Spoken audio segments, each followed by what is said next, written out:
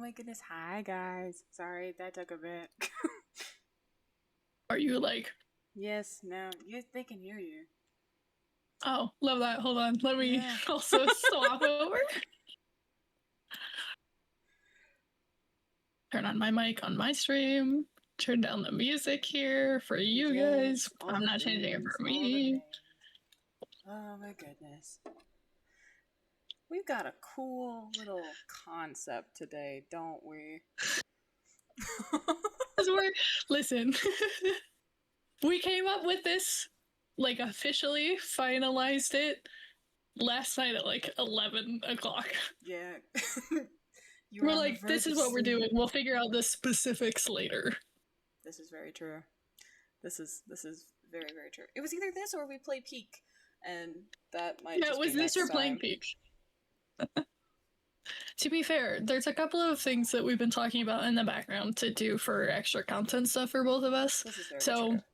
maybe there's other things coming in the future. Who knows? Potentially. I mean, this is Peak to be. Yeah. So the concept of today's stream, we have picked a handful of fan fictions from various fandoms. Yes. Put them on a wheel, and we will spin that wheel. And whoever recommended the fic will read the summary, and the other person gets to read the fic. No, Blue. Don't I would have read my asked. werewolf I would have market. asked. I would have asked. I promise. Yours isn't on there. None of these fics are things that are from people we personally know. These are ones that we just have pulled. I mean, the people that I know, I asked. So Sure. So I did not tell you to open Minecraft. Get out of here. Minecraft without me? I accidentally clicked on the launcher and it started opening the launcher. I'm like, no, that's not what I wanted. You're playing Minecraft without me. We're sorry. Literally doing something else. We literally are, and I apologize. How dare you? How dare you? Okay, first we're gonna make sure everybody's got food, you've got water, you're ready to listen to our dulcet tones. Oh yes, my dulcet tones. I can't wait to do some character voices. Some voices? Characters I don't know. Yeah, and I'll, don't worry, I will give you accent guides. Oh, great. Great. I can try to tell you what accent It'll be fine. It'll be great. Okay. So look at this beautiful wheel. It's so pretty. I like the colors. Okay. Nobody on my stream can see it, but that's because I don't want you looking at my Chrome tab. That just Suffer, I guess. And then it looks all nice like this. Hold on. Let me pull your stream open so I can see what everyone else is looking at. Exactly, you should see the hard work I did. Ads. Listen, guys, I'm also poor, which means I am not subbed to any of my friends. No, that's so valid, dude. That is so incredibly valid. So I suffer. Indeed. Granted, your ad breaks are less time than everyone else's. Okay, I see it. I see you. See, look, it's so pretty.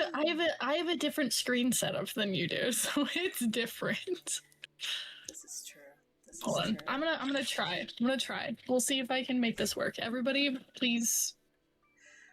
I mean, I also didn't know it was any fandom. I'm just like, I like this fandom. I'll deal with this fandom. Valid. Okay. Turn you next off. Time, though, Turn you off. I think this could be a recurring thing. So next time, I may just ask people, be like, hey, do you have a fanfic you want us to read? That'd be kind of fun. All right. Yeah. You said what control am I using? What control? The thing to make my thing not look like it does. Oh, just F11. Christmas came. Oh wait, we're not doing this one yet because I have one I wanted to open with. But this is next. Okay, why are you over here? I do need to tell you this fanfiction I'm about to read for all of you. It is truly the most beautiful fanfiction I've ever read in my life. Where do you want to be on my screen? Where do you want to put me on your screen? I don't know.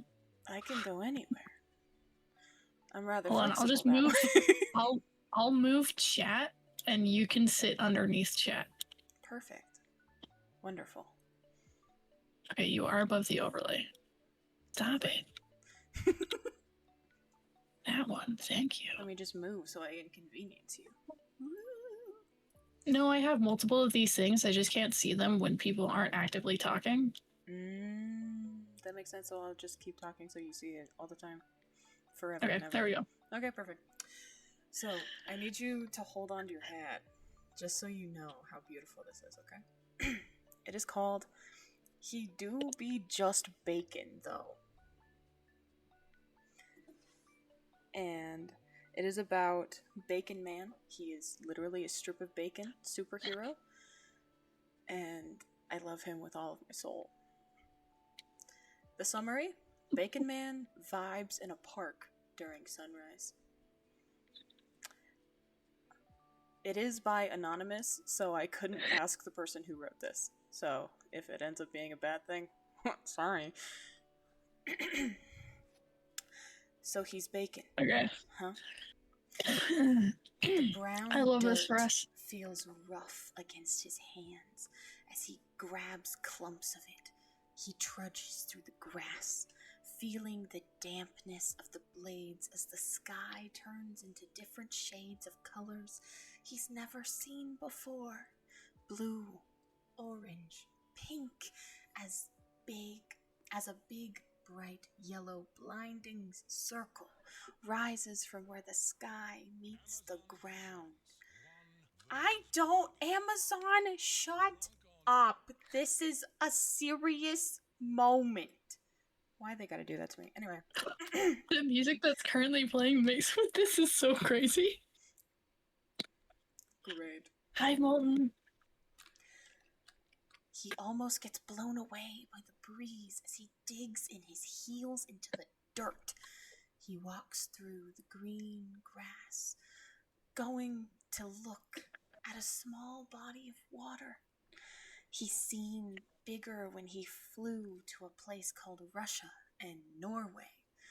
The blueness of the fluid, the wibbly-wobbly surface, the splish-splash it makes when you apply a direct force onto it. It's all so cool.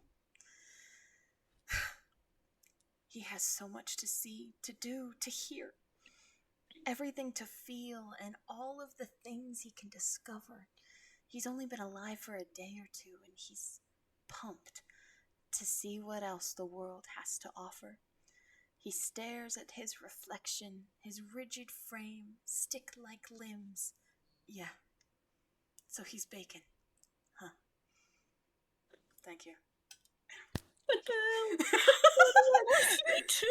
So for the fandom it's a part of, just roll with it. There's a lot of fics. It has a lot of pages and everything. So I went as far back as I possibly could. And this was the first one ever posted.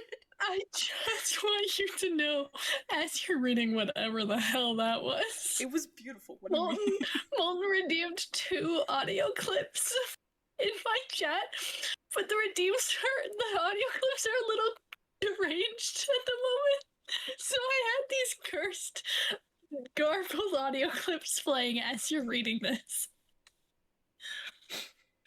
It was wild. That's beautiful. I'm gonna leave kudos because it was beautiful. But yes. Now, what we have here is the first one that was rolled is Christmas Came Late, which was one of mine. So, let me give you this. Oh, you rolled one? I did. Christmas Came Late. So okay, hold on. Let me adjust my sound levels for everybody in my... Also, people, let me know if the music is too quiet or too loud, and I can adjust that for you. Do you think Bacon Man and Pie Man are in love? You know what? They totally are. Oh my I so see it. We're starting with this one? It's what got rolled.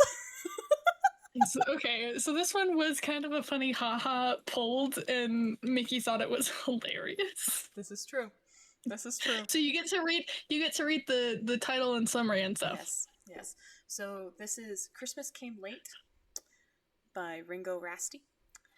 And the summary is Edward remembers the past. Let me give you a little glimpse at to what is happening here. So the fandom it is from is a crossover with Shrek the movies, Shrek the musical, and the Twilight series. The relationships in here are so important. It is Edward Cullen and Shrek, Fiona and Shrek, Donkey and Dragon. The other tags that are a part of this is past, ogre and vampire, cheating, Christmas, love, lovers to strangers, no longer friends. And it is English, do I not have... And there are 420 words. Blaze it. Okay, I'm realizing they're not hearing you, but it's because I'm in the wrong thing. They couldn't hear me? What? Now they can. What? Have they heard me? Not been hearing me the whole time? Apparently, I forgot I have to, whenever I swap channels in Discord for video things, I have to adjust the properties in my Streamlabs, and I forgot that's a thing.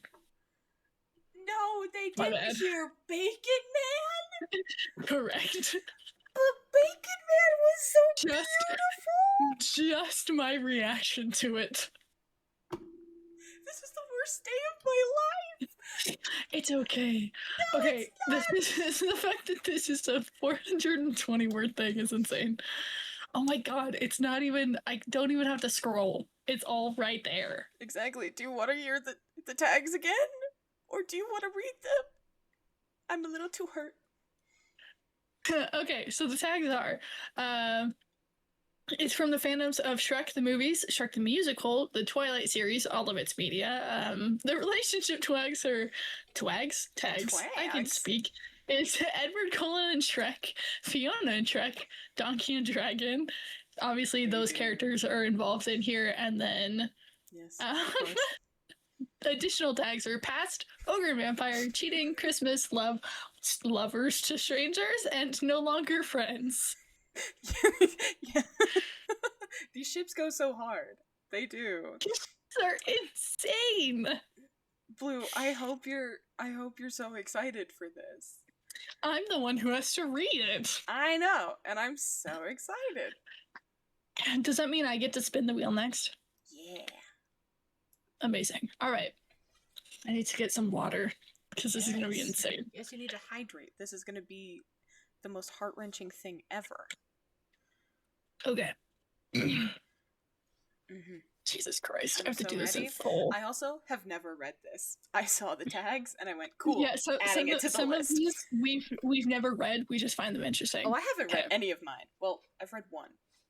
I've read 2 of mine and part of another one. Anyway, here we go.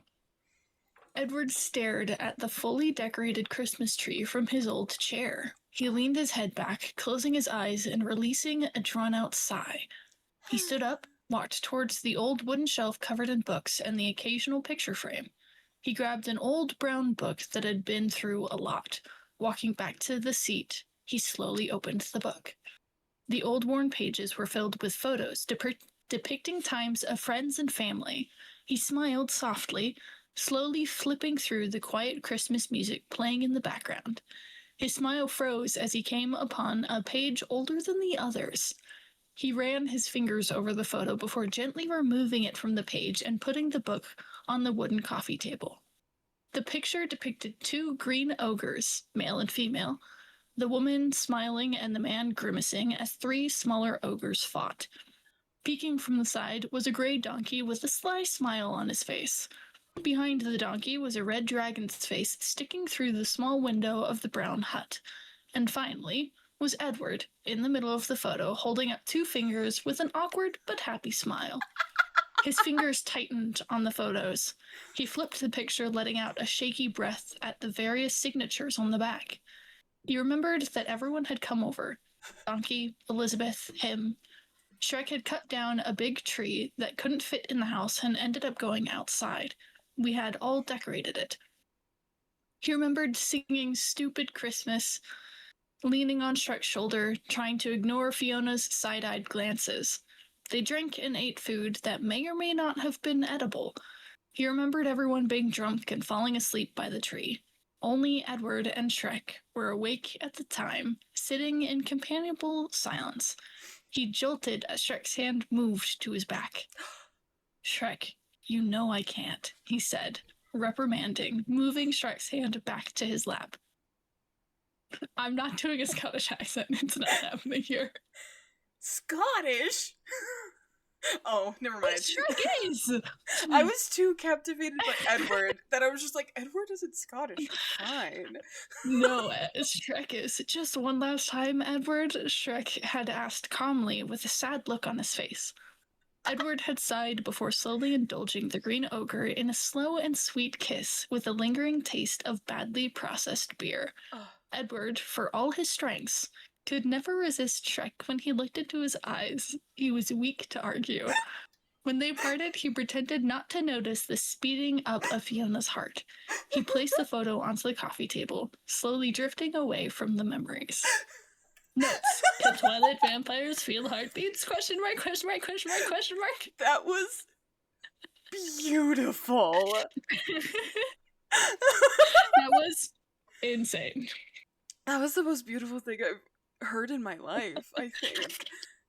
I'm also just really good at reading things. Hell yeah. This is beautiful. Oh my god. Okay. That was amazing.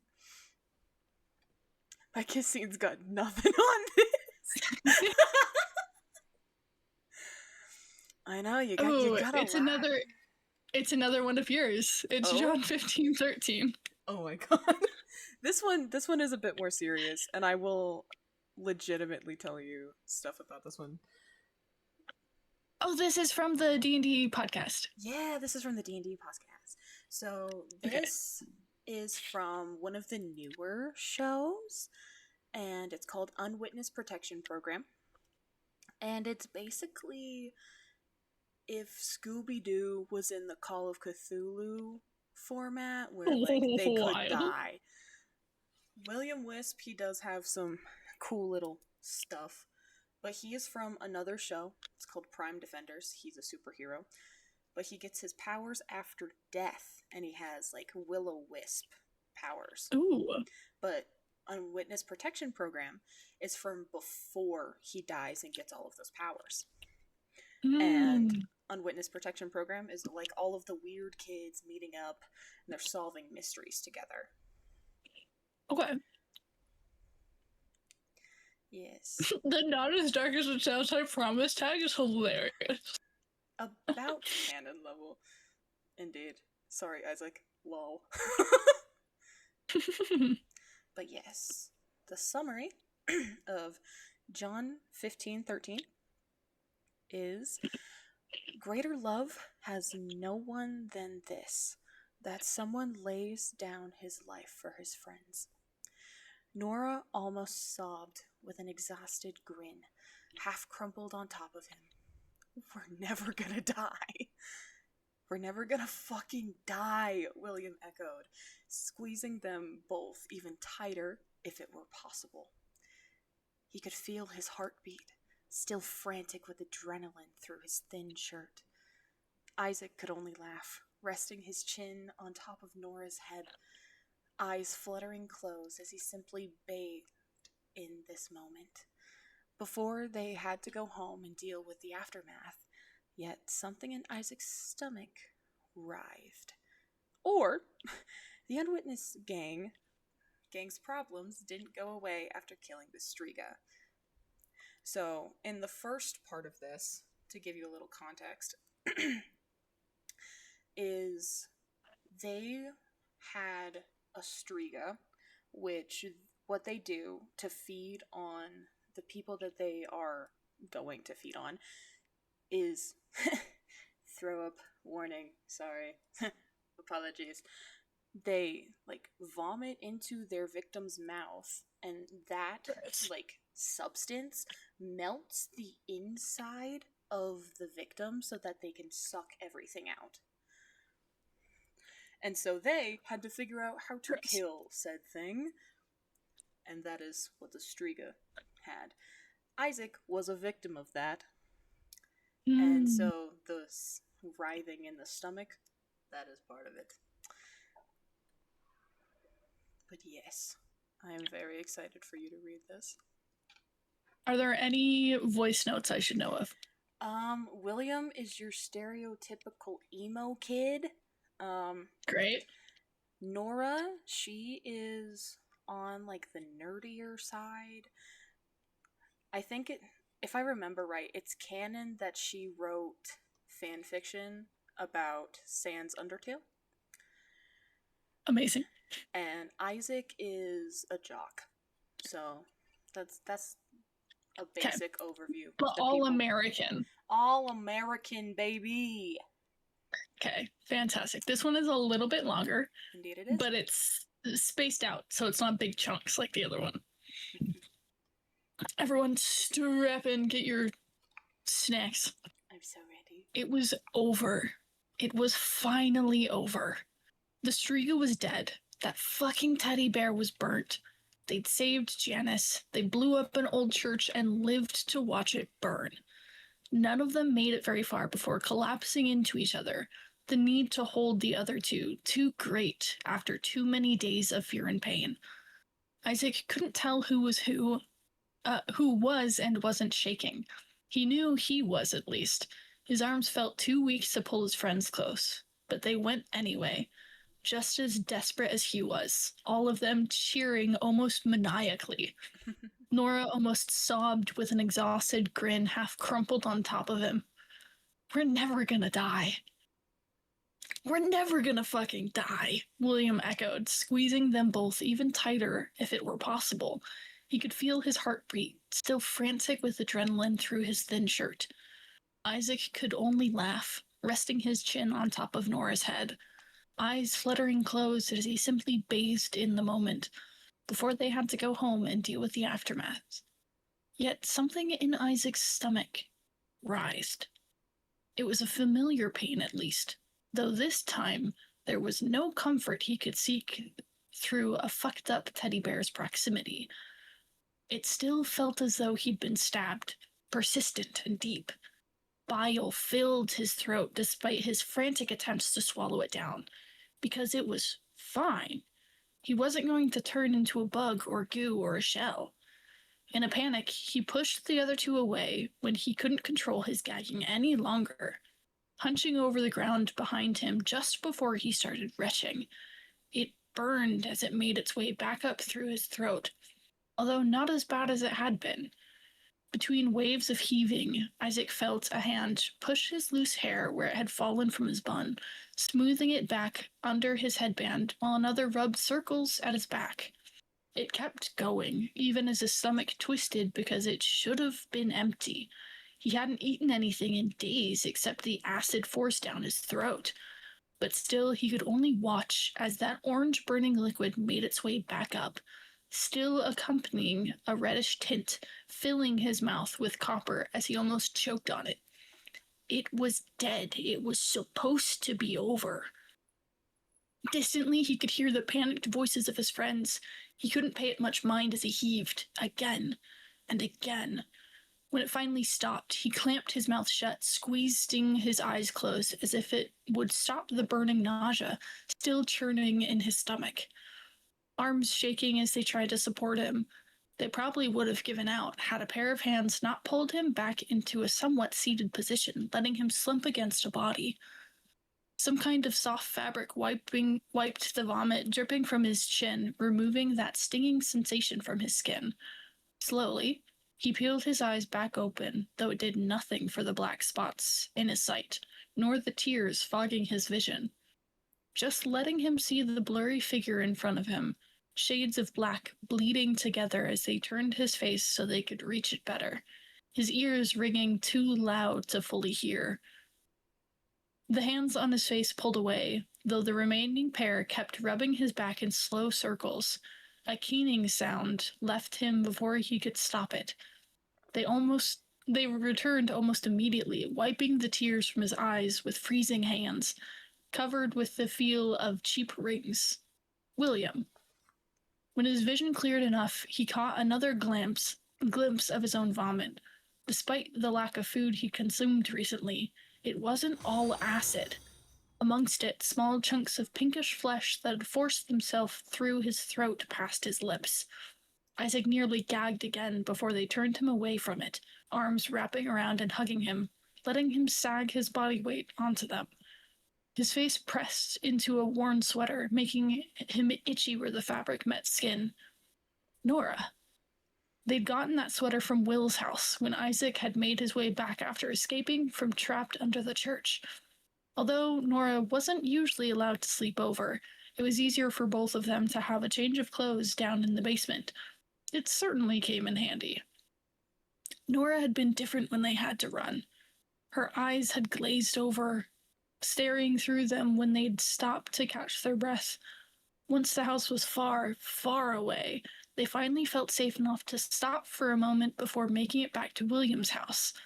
He'd watched the way all of the terror in her face melted, leaving behind a blankness. I'm assuming this is a flashback sequence. Yes, indeed. She didn't answer either of their worried questions, just turning slowly, steadily towards a nearby building, until she threw herself at it, bashing her head into the bricks. Crack, crack, again and again. It wasn't fast, but it wasn't careful. The sound of her skull hitting the wall, her glasses snapping, glass cutting into her face, blood streaking down from her forehead, matting into her bangs and into her eyes, blood pouring from her nose, down her chin, and onto the sweater, red stark against the soft green, blood against the bricks, painting them in repeated splatters. Isaac had frozen just for a moment. William hadn't, grabbing and wrenching her back, away from the bloodied wall. His desperate screams were what snapped him out of his shock, pleading, no, begging, as he tried to hold her back. When he pulled her away, her nails just clawed frantically into her own skin, leaving red and angry streaks in their wake. He made himself move, pinning her arms as he worked with William, ignoring the stinging of his own eyes, ignoring William's terrified reassurance, trying and failing to ignore her whimpers and shrieks as she thrashed in their holds. End of flashback. Another wave of nausea hit him. Tears nearly choking him. I can read, guys. As he tried to purge it from his memory. He spat it from his mouth to try anyways into the dirt, then turned his face back into the fabric of Nora's sweater. Her hand came to cradle his head, smoothing back his sweet, sweat-soaked hair. His sweet, soaked hair. I'm trying. You're doing great. I'm gonna mess up so bad when I read yours. It's okay. It'll be great. I don't have my phone, but would someone even be able to get him? If we could call? The hospital was packed. If Isaac is still this bad, what if it didn't go away there either? We need to try. He's burning up. Even if it isn't the bugs still, it's bad. I can walk, Isaac slurred, his stomach still burning, though the feeling of talking through his throat and mouth almost hurt just as bad. Frankly, he hadn't wanted to feel that acid coming back up again either. Still, he forced them out. Just need a sec. Isaac, you need to rest, Nora said firmly, though he could hear the wavering fear in her voice. I can try and flag someone down from the road. Someone's gotta be nearby. No. It ripped its way out of his throat, leaving fire in its wake. Still, he couldn't quite bring himself to care. Not if it meant leaving William or Nora on their own. They couldn't get separated again. Even if the streaker was dead, Deadwood was not a safe place. Nora held him tighter, even as he pushed himself up to sitting. I can't go alone, Isaac managed out, his voice sounding smaller than he intended. Okay. They were exchanging a look over his head where he couldn't see, but he peeled his eyes open anyway to meet Nora's. Just gotta get to the road. Okay. Will was floundering. It would have been comforting how familiar it was if he didn't sound so close to crying. Just need to get to the road, Nora repeated quietly. Isaac watched through bleary eyes how William crouched down in front of Janice. Okay, Janice, I need you to hold on, okay? She just whimpered as he helped lace her arms around his neck, any words eaten by pain from the remains of her legs. But they managed. His stomach lurched as Nora dragged him upward. Isaac tried not to crumple too much on himself, while he could feel her arms shake, planted on his shoulders before she helped him lean against her side. William's voice was shaking as he addressed Nora. Come on, this way. They started moving, even at a snail's pace. He'd been the one to carry her last time. He wondered if it was as difficult even though he wasn't trying to get away this time. His dead weight might just be enough. Isaac, please. Hers, Isaac slurred, more of a whimper than he'd ever cared to admit. He was seeing stars. Wasn't that pretty? Bright lights burning at his vision. They didn't look like the sky at all, his scattered mind thought. They hurt a lot more. He squeezed his eyes shut, but they still burned anyways. It was better than the bugs, at least. Maybe he would die anyway. Maybe he did in that chapel, in that basement, in that man's hands. I know, but you gotta keep moving, Isaac. We gotta get you to the hospital. I think you need to get your stomach pumped. She kept repeating his name. He remembered her rambling. Back then, not with frantic fear. How repetition like that helped people stay present. He did try to listen, even if he wasn't any good at it. We're gonna get you both to the hospital, Isaac. And you're gonna see Louis again. Is it Louis? Yes. Yes, it is. Okay, great. I'm assuming things. I didn't realize he was in this fig. And you're going to see Louis again when he gets back, and your parents, and it'll be okay. Okay? He never did end up going home that night. His mom would be worried. Or maybe she'd given up on him too. They never ended up having that family dinner like she wanted. Instead, he got kidnapped by a horde of bugs. Because she would totally believe that. Just like always. Flashback starts. His mother's hands were shaking before she tucked them at her sides. Listen, I'm not, trying, okay? To get in trouble, you know that. Honey, it's okay, she placated softly. That hurts. That also stings. She couldn't look at him. Neither of them really could nowadays. A house full of eggshells. Just always come home. You know I will. He meant it in that moment. He'd always try. Okay, she said anyways, turned her head to the side as if to hide how her eyes glazed over with fever. She wouldn't go rest. No one else would help. His father asleep by 8, so he wouldn't need to see them. His sister shut up in her room to block out the yelling. Okay, I believe you. She kissed his forehead, smoothing back his hair, a gentle touch he hadn't realized he'd missed until now. I love you, Mom. Swallowing around the lump in his throat. I love you too. End of flashback. Would he get a chance to go home anymore? Or would he die here? A few miles from Deadwood, leaving Nora and William alone to tell them. His eyes slipped shut against his will. I love you guys, he muttered.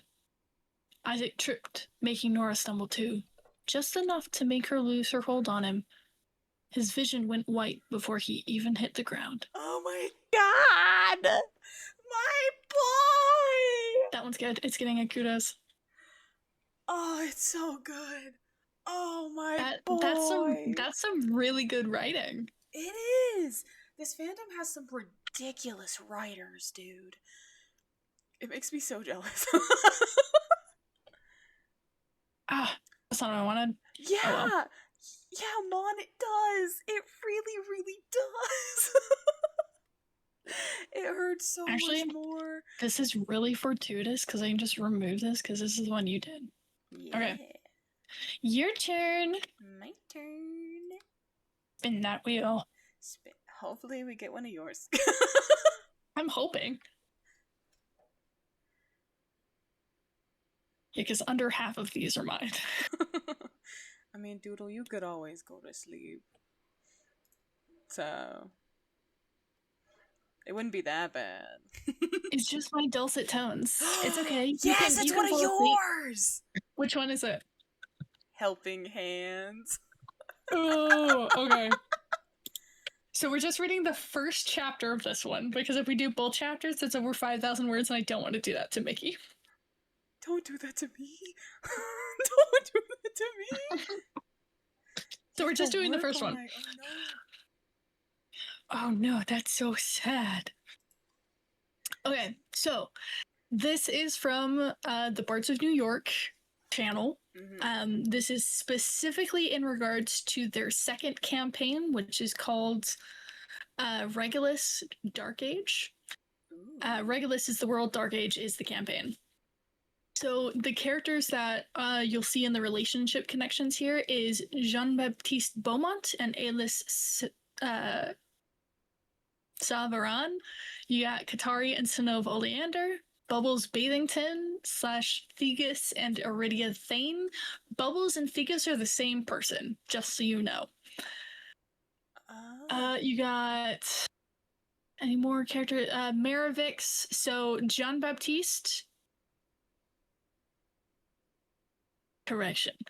Alis, Garavalier, and Maravix are all siblings. Okay. Sinov and Lenore and or Valor are sisters. Okay. Every other character is part of one of the tags here is mentioned, the Golden Sentinels. They are part of an organized group that is that. So you have Alice, JB, that's what we call John Baptiste as JB. Sinov, Katari, Salvador, we call him Sal. Thegus / Bubbles, Lenore / Valor. So this is an alternate universe thing. It's roommates / housemates, so alternate universe, modern day type stuff. It says eventual smut. The first chapter we're reading does not have smut in it. We made sure that it follows Twitch guidelines. This is true. This is true. I love that it says most of the ands are just slashes. That's funny. You'll see / freeform. Alice is trying to write something. That's the whole premise of this. Some people need help visualizing things. Helpful Gold Sentinels and minor spoilers for the campaign. So it's called Helping Hands and Mouths. The summary: a modern roommate. Twitch guidelines. We have to listen. If we wanted to break Twitch guidelines, there's a different one I would do. This is true. This is true. We did go through some of them. We did go through some of these. So the summary: a modern roommate / housemates AU where Alice is just trying to write a romance book but can't seem to be able to describe the feelings or understand the mechanics of certain scenes she is writing. Her friends are more than happy to help. Some of them fall in love along the way. Or the author struggled through writing their previous smutfic and then decided to give their problems a fun solution to our writing queen. So I think actually the first 2 chapters are both good, but we're just going to read the one. Sounds good. I looked at the names and I panicked. I'm just like, oh god. Yeah, so I'm not going to remember to say any of those. Alice. Okay. So I'm just going to go across the characters column. You got Alice. Don't worry about last names. Cool. They don't get used in the fic. Cool. Alice. It says Jean-Baptiste. You can just call him JB. Perfect. You have Sinov. You have Katari. You have Salvador, but we just call him Sal. You've got Bubbles and or Thegus. You will probably hear it mentioned as both. You have Lenore and or Valor. Also the same person. Okay. Cool. I'm reading along with you, so if you stumble on something, I can Perfect. I can jump in for you. Voice notes. Uh-huh. Alis is a soft British. Okay. Jean-Baptiste is French. Sinove is like the sweet Southern belle, Southern American accent. Okay. Katari is a very stern American. Oh. Okay. Sal is a sassy American. Thegus is British. Lenore is generic American. Okay. This is... Why are all of yours so intimidating? My bad. Okay. Chapter 1. Alis closes her laptop with a frustrated huff, pushing away from her desk, slumping back in her chair. She hangs, supported by her chair, before getting up with a sigh and going to sulk on the plush couch in the living room. Almost as soon as she folds herself in a corner of the couch, Sinove walks into the lounge with her newly dyed hair, bright blue, and a bowl of popcorn. Evening, sugar. I was just about to watch Legally Blonde. Want to watch? The Sinove? I'm guessing it's then. Yeah. Then Sinove asks, as she offers some of the popcorn. Sure, it's not like I'm doing anything else right now, Alis agrees, with a little more irritation in her voice than she expected, takes the bowl from Sinove so the other woman can grab the remote from the coffee table. Very, very evil. They are evil. Not in this, just in my personal opinion. The pair watch the TV in relative silence, with the exception of bullying Warner every time he comes on screen. Valid. I do that every time. I've never actually seen Legally Blonde, so... Oh my god, we have to watch a Legally Blonde. It's so good. That can be something we do on Twitch and hope we don't get copyright striked for. Yay! I bet we could watch the musical. Probably Good. We'll figure that out. One day we will watch Legally Blonde and I will be giddy on my side of the screen, just enjoying each other's company. Then Alis and Sinove are like this. They are gone to the rest of the world, barely registering when one of their roommates comes down the stairs and starts rummaging around the kitchen. Sinove breaks their silence as the credits slide across the screen in front of them. You stuck on a scene, Liz? The words are quiet on the off chance anyone would be near enough to overhear her. Sinove had found out about Alis's book a few months prior when she had burst into Alis's room unannounced to complain about something and had found Alis typing furiously with her headphones on. She had promised Alis that she would not tell anyone of her hobby when she saw the alarmed look on Alis's face at her making herself known. Alis puts her hands over her eyes, groaning. I just can't get these scenes right. I've been writing and rewriting this section for 2 weeks, and none of it feels right.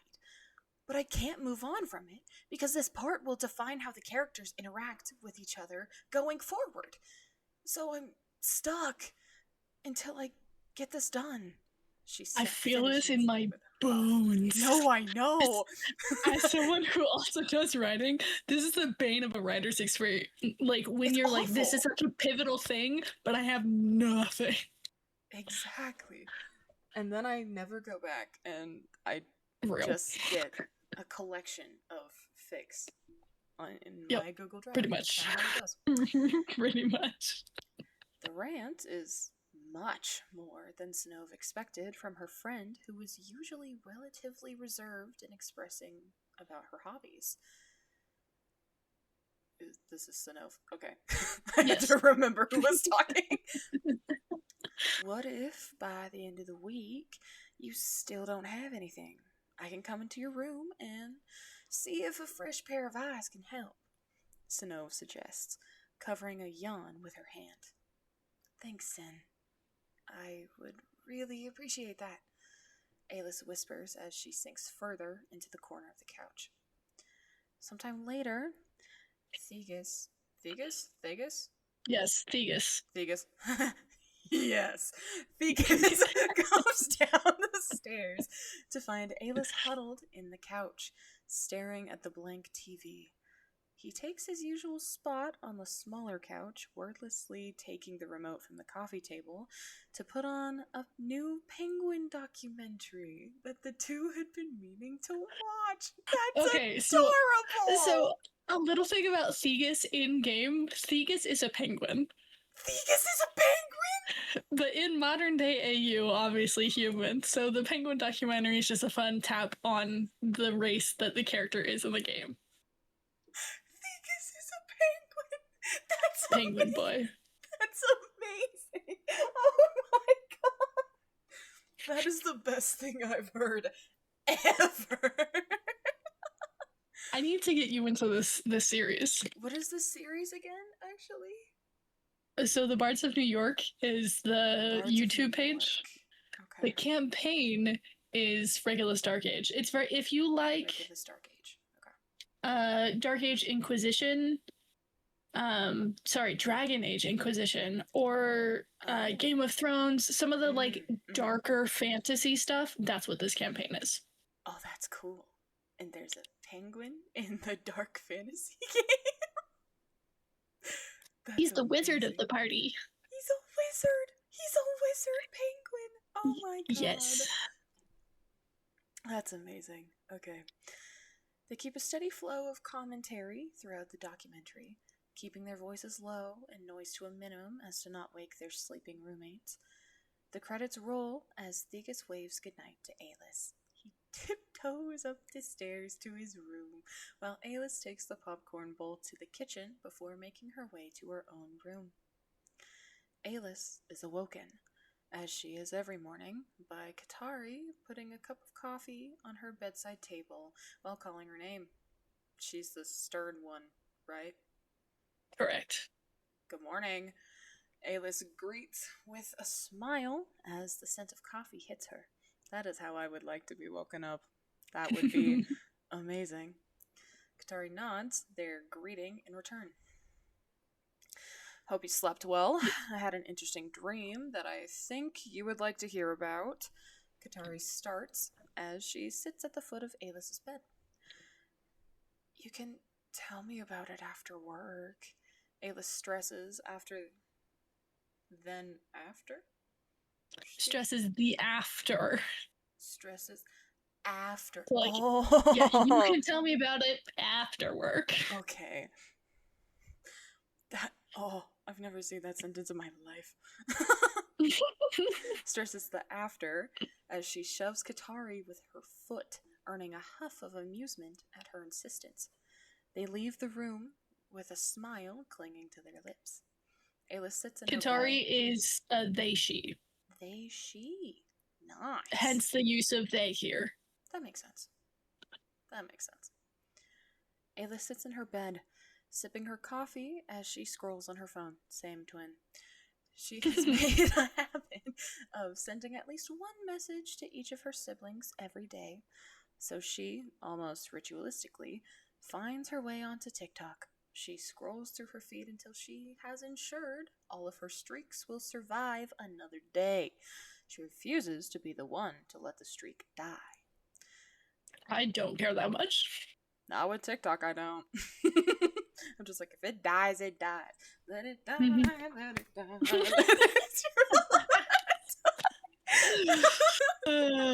Good shit.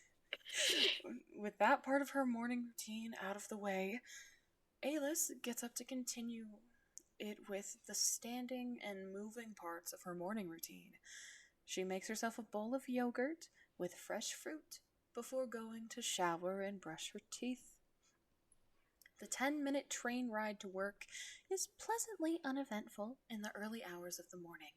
Aelis's day is similarly calm, filled with restocking shelves and reading behind the checkout desk, waiting for her shift to end.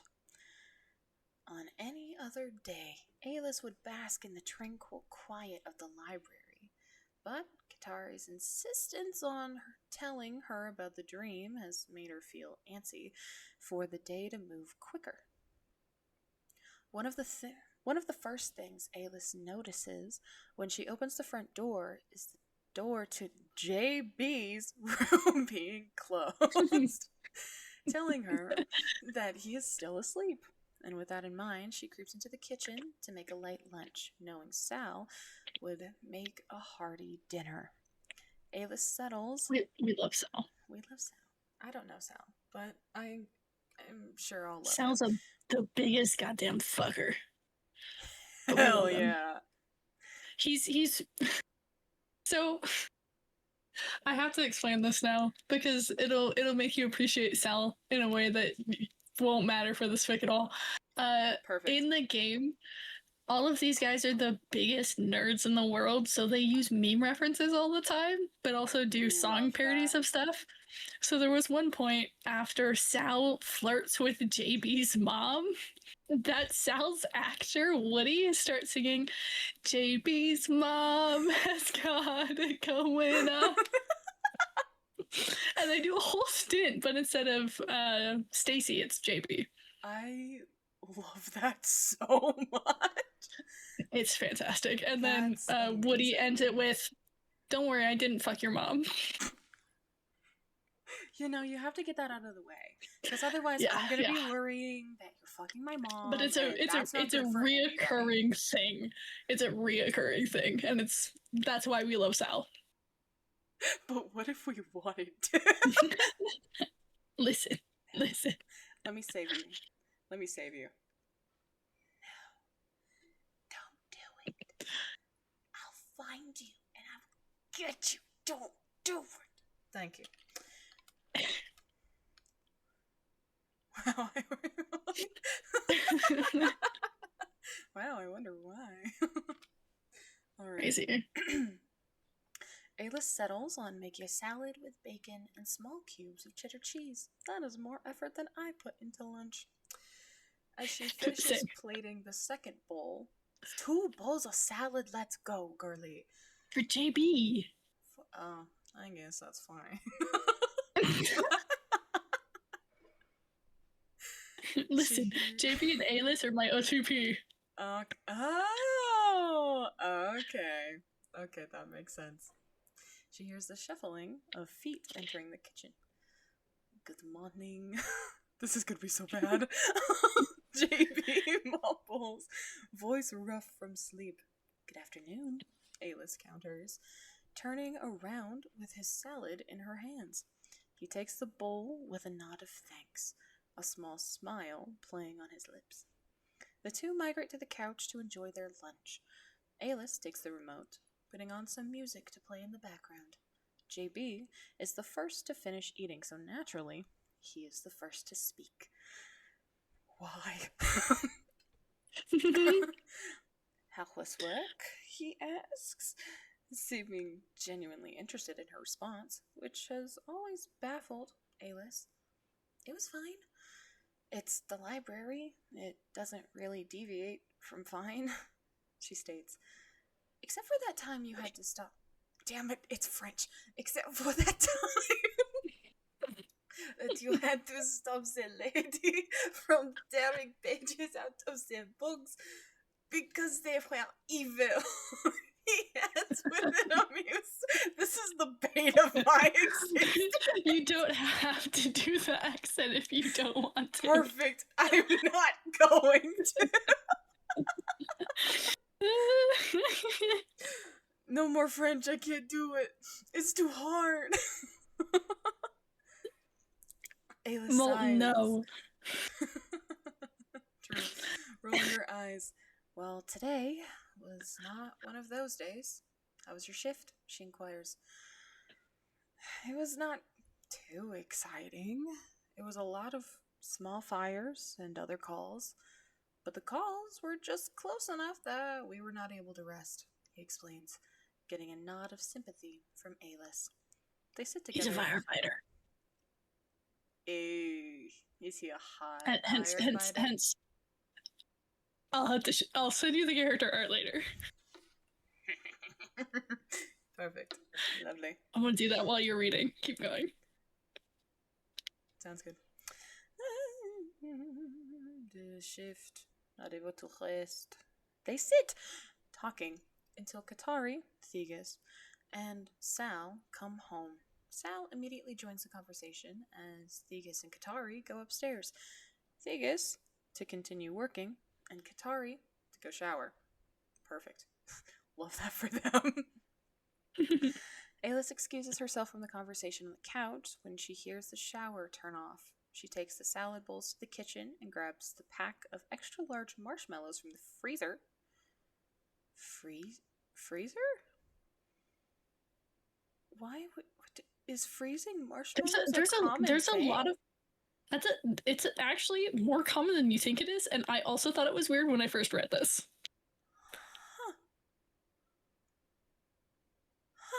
I'm gonna have to try that. But yes, now. That's a real thing.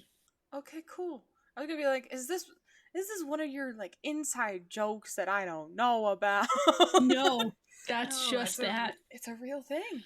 That's a real thing. You learn something every other day. That's crazy.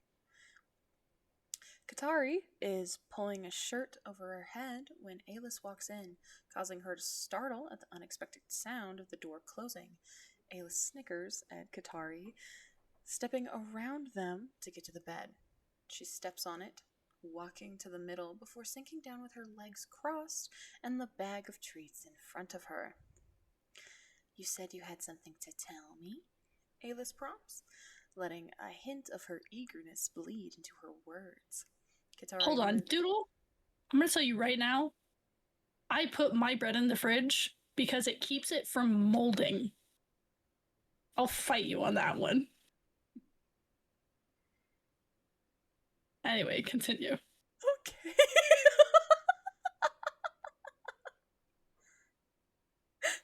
No, I know that's what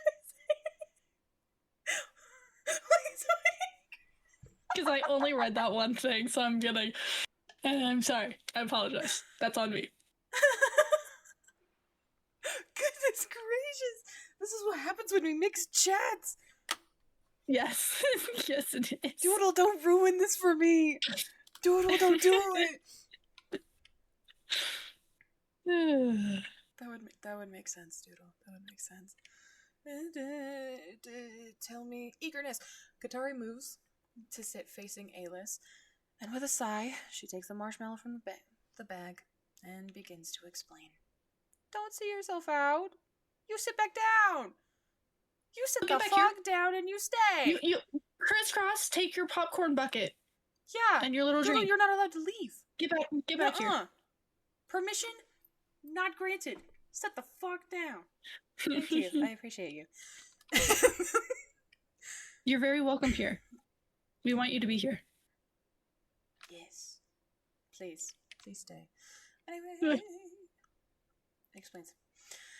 As I said this morning, I had a very interesting dream last night, and I thought you would like to hear about it. She takes a small bite of the frozen treat and continues. In the dream, we were all at some really fancy ball.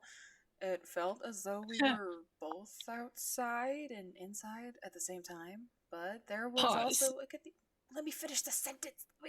Okay. Otherwise, I'm never going to find my place again. Also, a cathedral near the main area. Continue. Yes.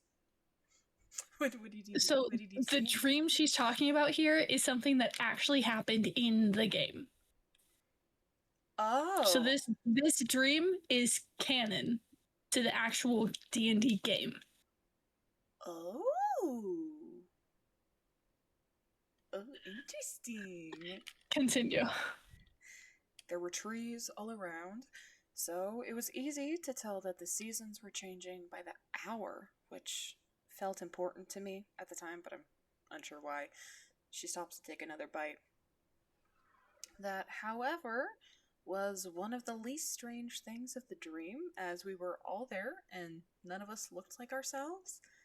It is only because I knew who we all were that I was able to tell who you were, who was all there.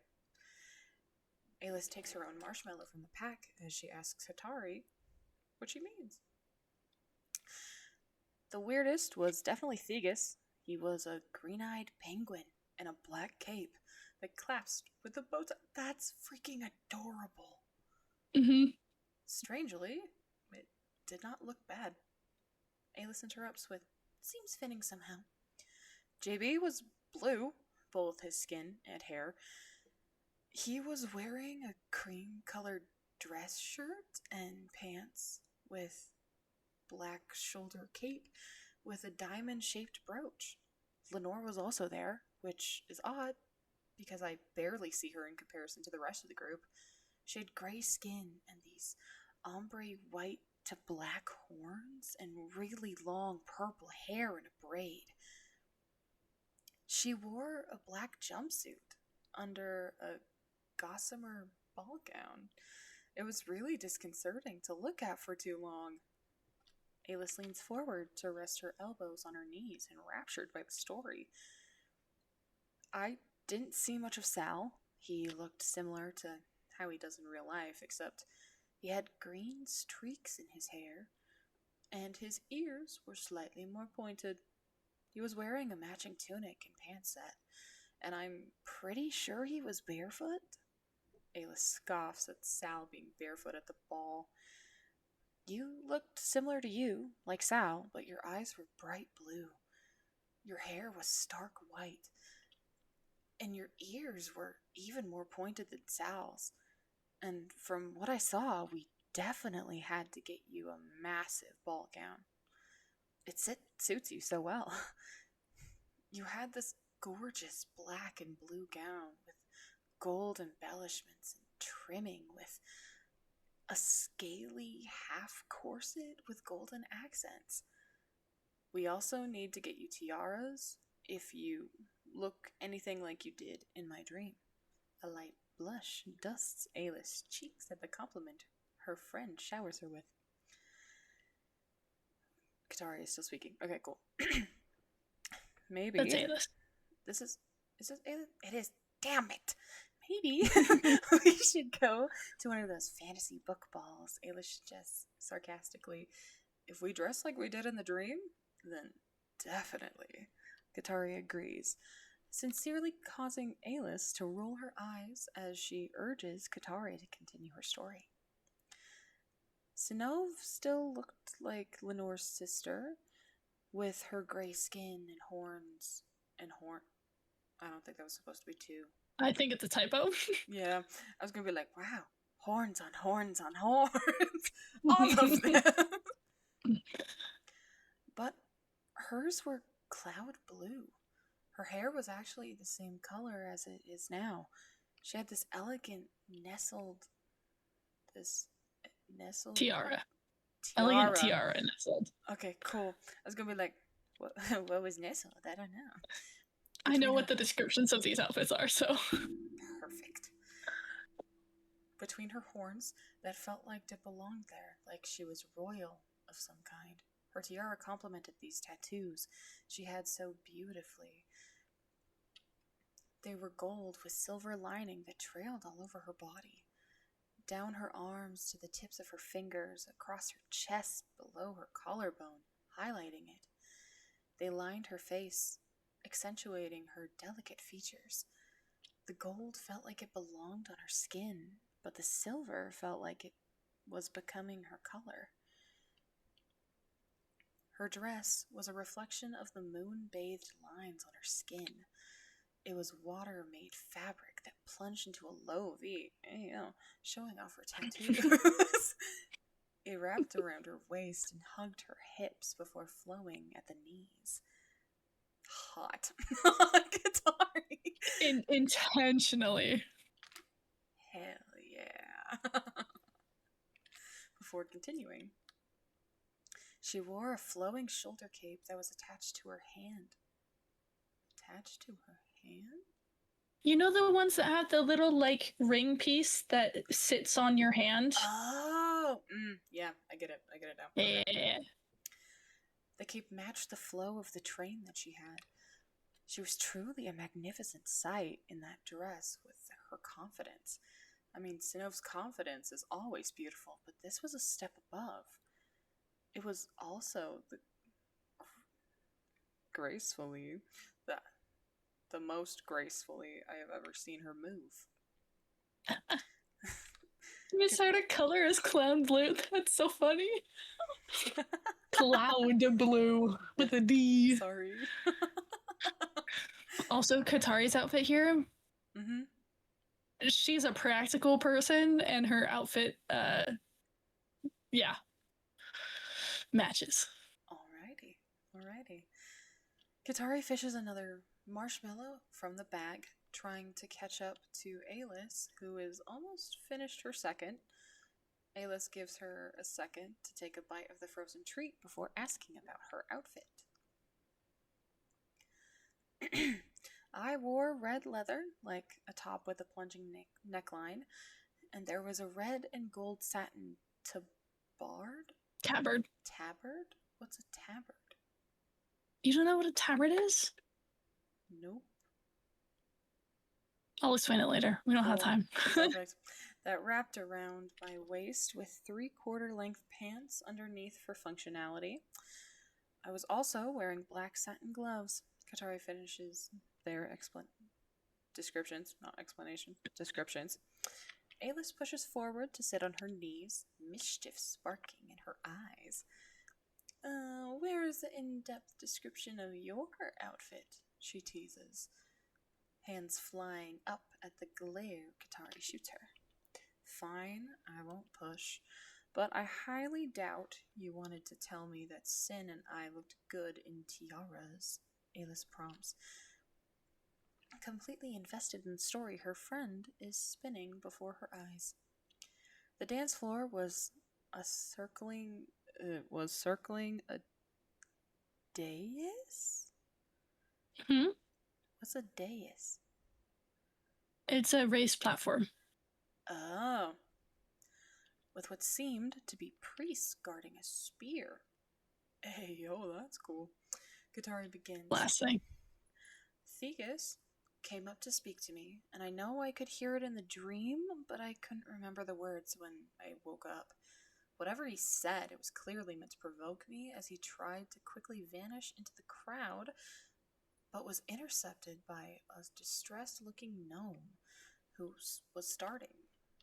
started dancing with him. Alis hums in agreement around the mouthful of marshmallow.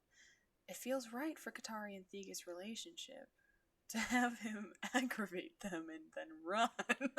So what Katari here doesn't remember Thegus saying is at this point in time in the campaign, the blossoming relationship between Sinov and Katari is one that hasn't been actually spoken out loud.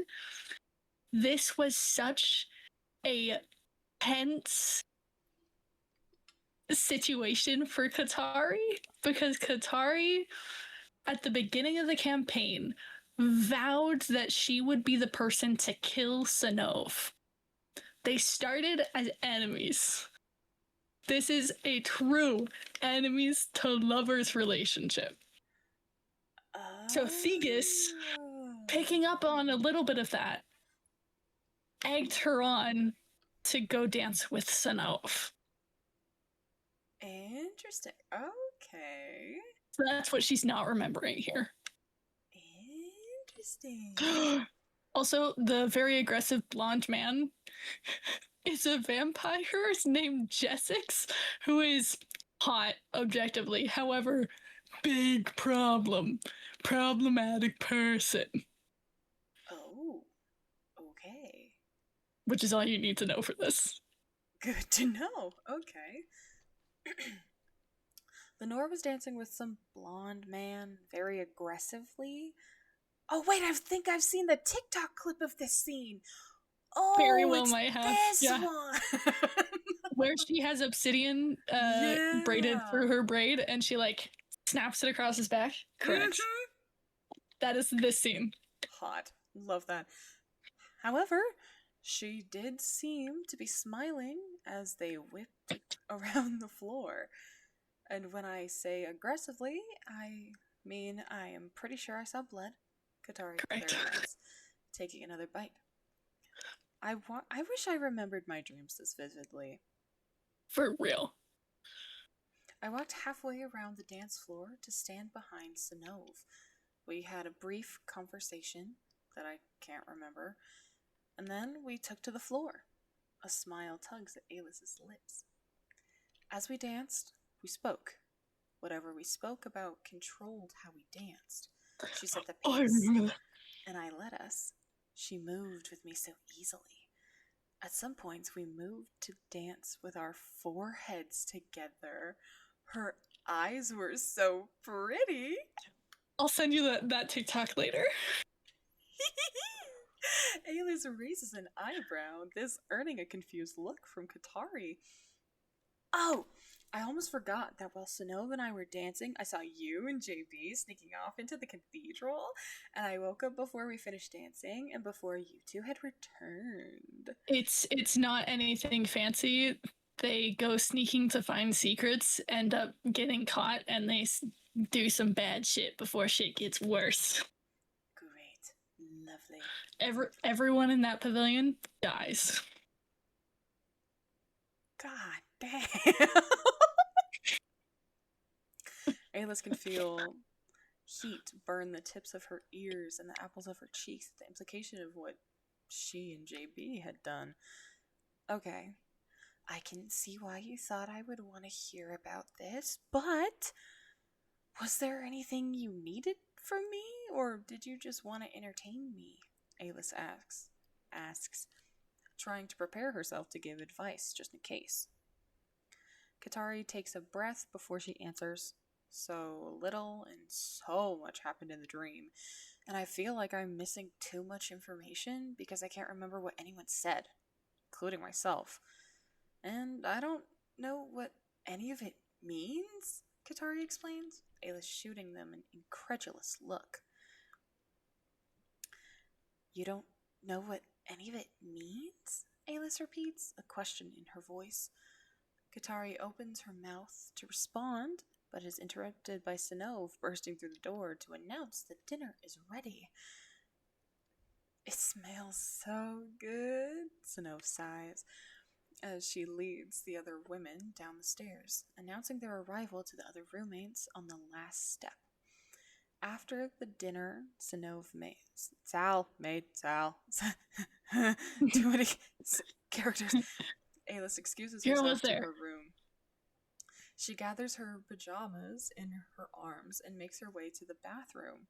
She exits the bathroom with her hair in a towel and her phone in her hand, almost running into JB. Oh my god. As he makes his way toward the bathroom, he apologizes quickly as they step past each other. Aelis watches an episode of a period drama, hell yeah, girly, at her desk to calm, oh my god, her brain so she can try fix and finish the scene she is working on. 20 minutes of typing and deleting later, she finds herself with even more vague description of her love interest's physique than before, unable to picture what she wants clearly enough to use correct descriptors. That is where we Google. Hold on, it gets better. Unwilling to look up male physique in fear of seeing more than she plans, Aelis finds herself scrolling on Instagram to find inspiration, which is objectively worse. Valid. She browses it's worse, but valid. A few pages that just don't fit the idea in her mind before going into JB's page on a whim. I bet. JB's posts are as unhelpful as every other page has been. His stories, however, are the light at the end of a writer's block's tunnel. He has a highlight reel of him at the gym Katari works at, where he is either actively working out or flexing. Aelis starts to work starts to work feeling heat crawl up her neck and burn her ears using JB as inspiration for the love interest. Alice closes her laptop with the description. When the description is finished, content, Alice climbs into bed, still feeling the tail end of embarrassment at what she's done, but resolving to try and sleep it off. You know what? I can't blame her. I would do the exact same thing. I probably have done something similar. No, for real. Hydrate or die straight. You're right. You're so right. I'll do it too. Perfect.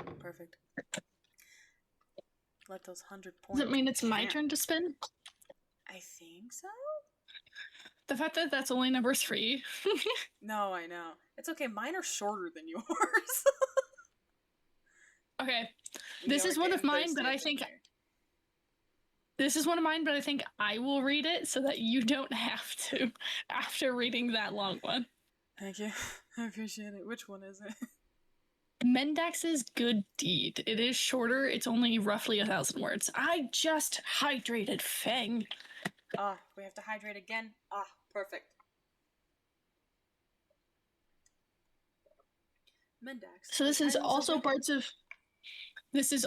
New York. However, this is the Gilded Thrones campaign, which is the one that is currently happening. It features Mendax Vale and an original female character. Canonically in game, Mendax loves love. Aww. He's the biggest shipper in the game. Me.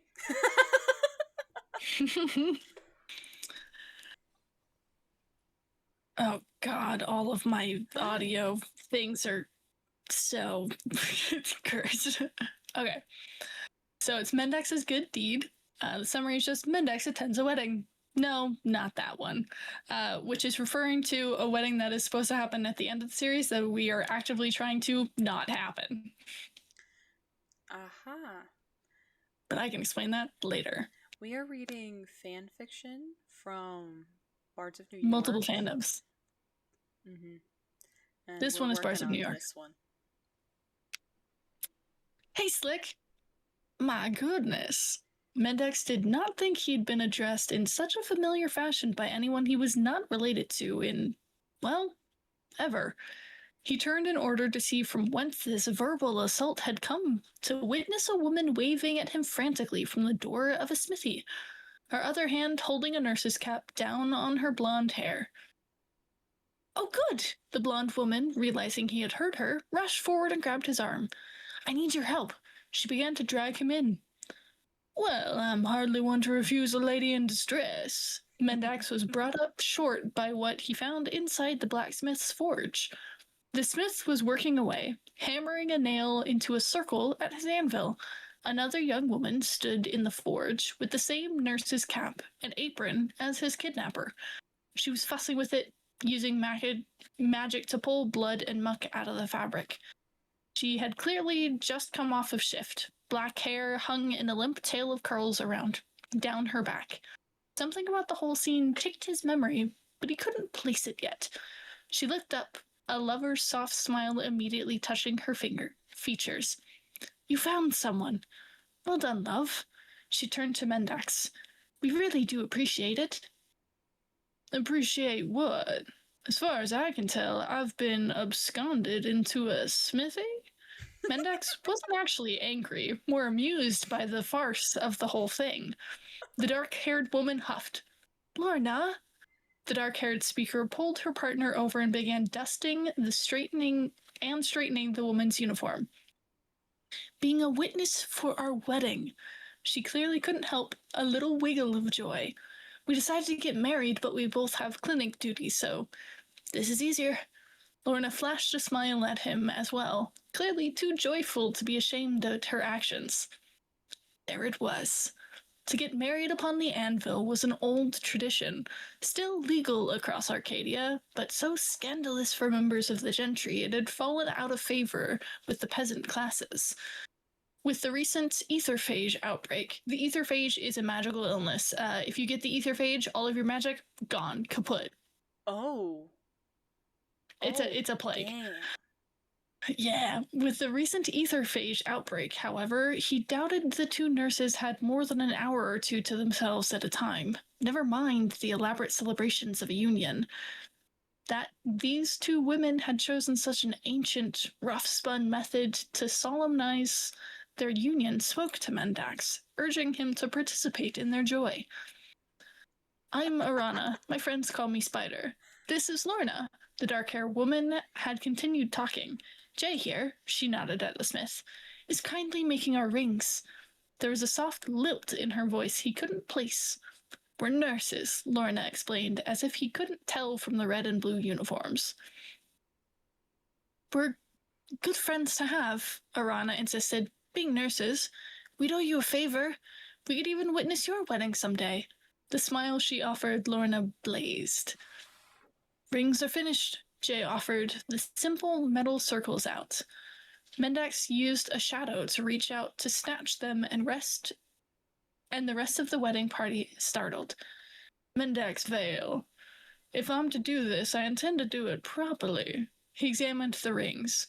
They were, as expected, simple nails that had been hammered into rings with the head of the nails as the centerpieces. A brush of shadow magic etched the date on the inside of the bands. That seems in order. Aww. He handed them back to the two women, one to each. They accepted the rings, a little wide-eyed. They both ducked their heads, wrapping the rings in their own magic. The one in Lorna's hand began to glow softly. The little iron shavings fell through Arana's fingers as she etched a design into the one she was holding. Lorna started first. I love you, you know. I began to suspect when I saw you across the ward, wrestling that man back into his bed. She caught Arana's hand, smiling at the memory. But I know I love you now. Every morning when I wake up, you are the first one I reach for. She slipped the glowing iron on Arana's hand. I looked in the heart of creation, and I saw your face, and knew you were the only other half of me. Oh my God. I promise I will love you with every breath, every moment, every day, from now until forever. Mendax would not, he told himself, tear up. He turned his head, whispered to one of his shadows, Go find them something nice. The manifestation disappeared to do his bidding. Arana was next. When I was little, I dreamed of a love like this, to be chosen first, to have someone to share my days and thoughts with. You are the culmination of a hope, the promise of a guiding star. She slipped the etched iron on Lorna's hand.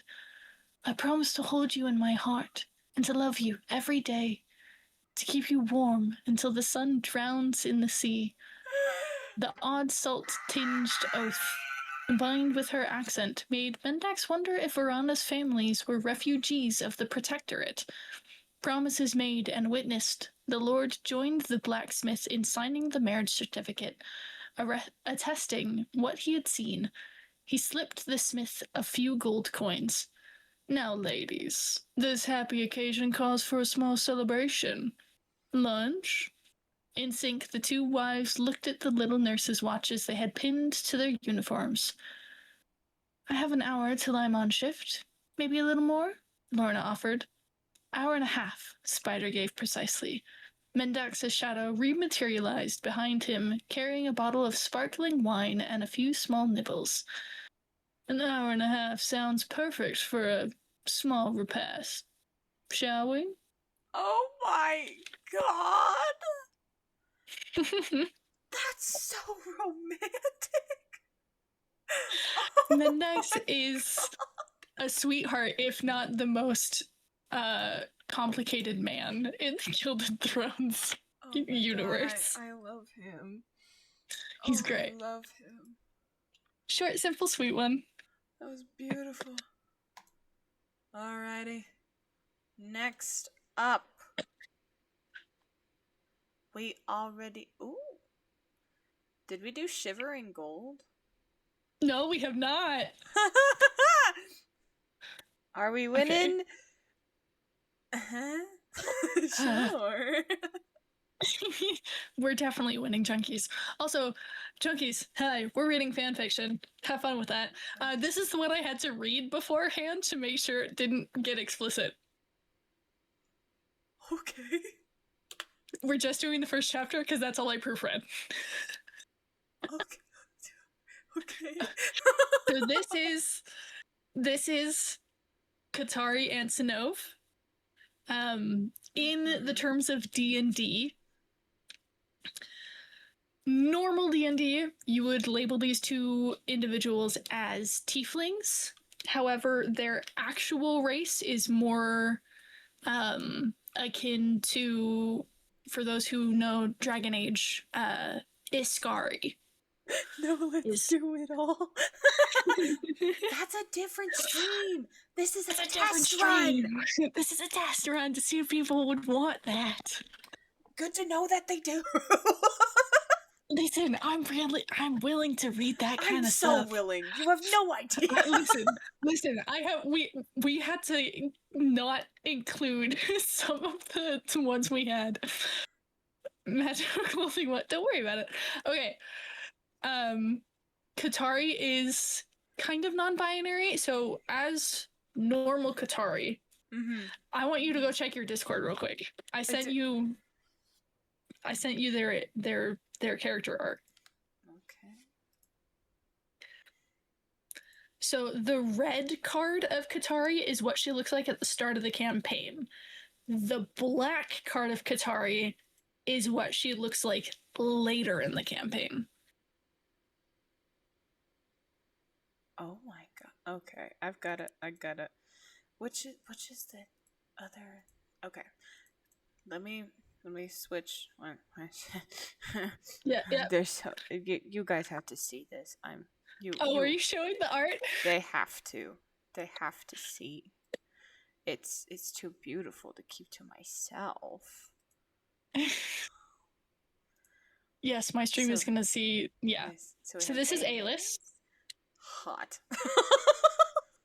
That is what Alis looks like at the beginning of the campaign.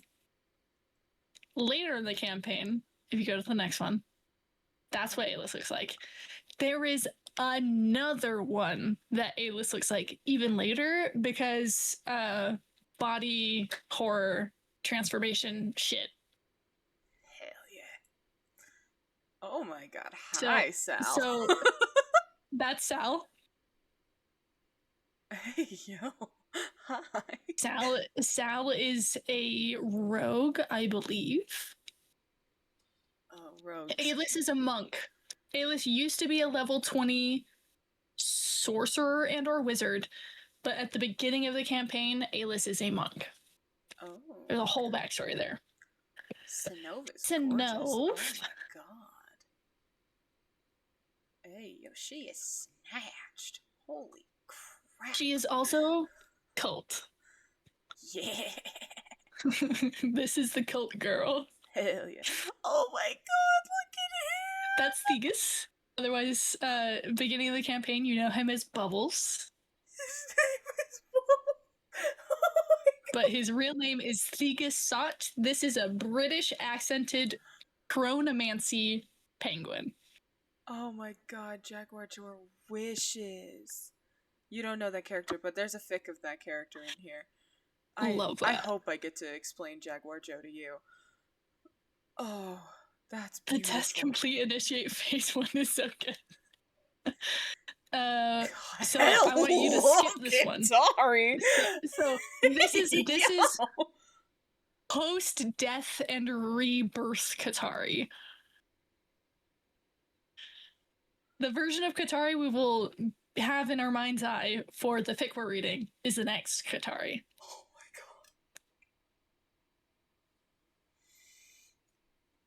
god. It is a good day to be. That is a dommy mommy. There is one more that I forgot to send, so it's after this cluster, which is JB. Oh yes, we have to do the Jaguar Joe accent, of course. Obviously. Oh, that is... They're so good. Oh my Yeah. god. And they're based off of tarot cards, hence I know, poses and it's such. so good. It's so good. Okay. Yeah. I could But see yes. that. So just chapter 1 on this one.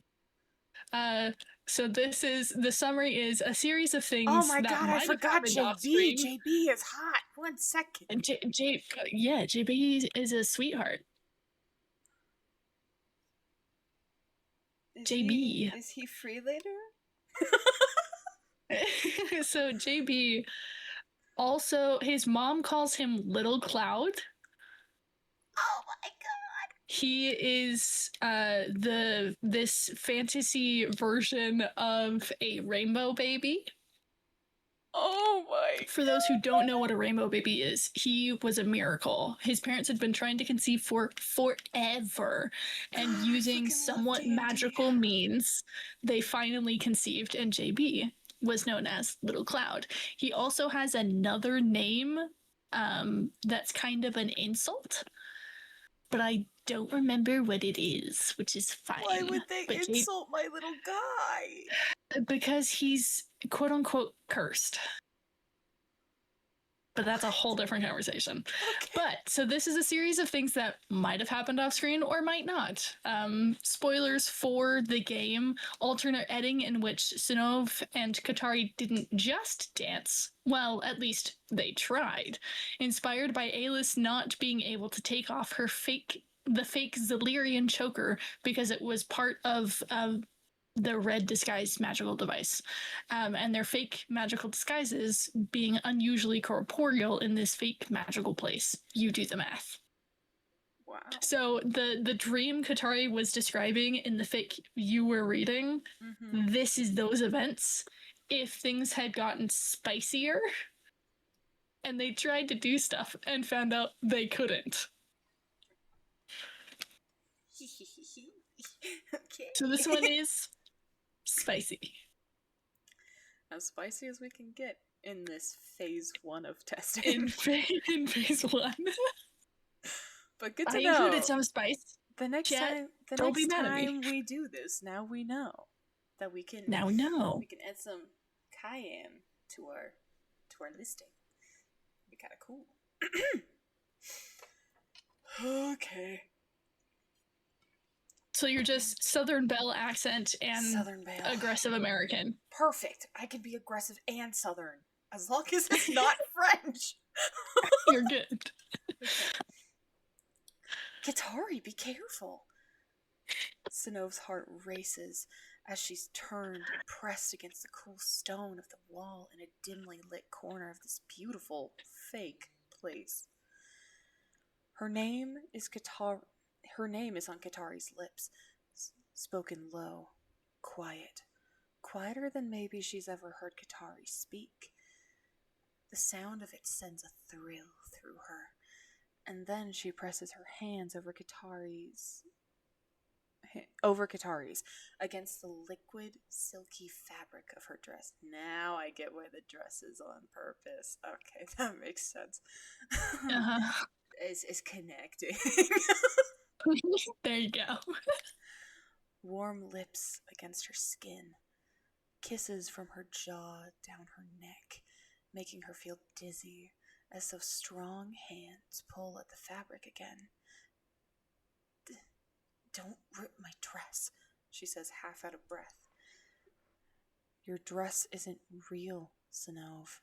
Katari's cold, flat tone of voice, frustrating as ever.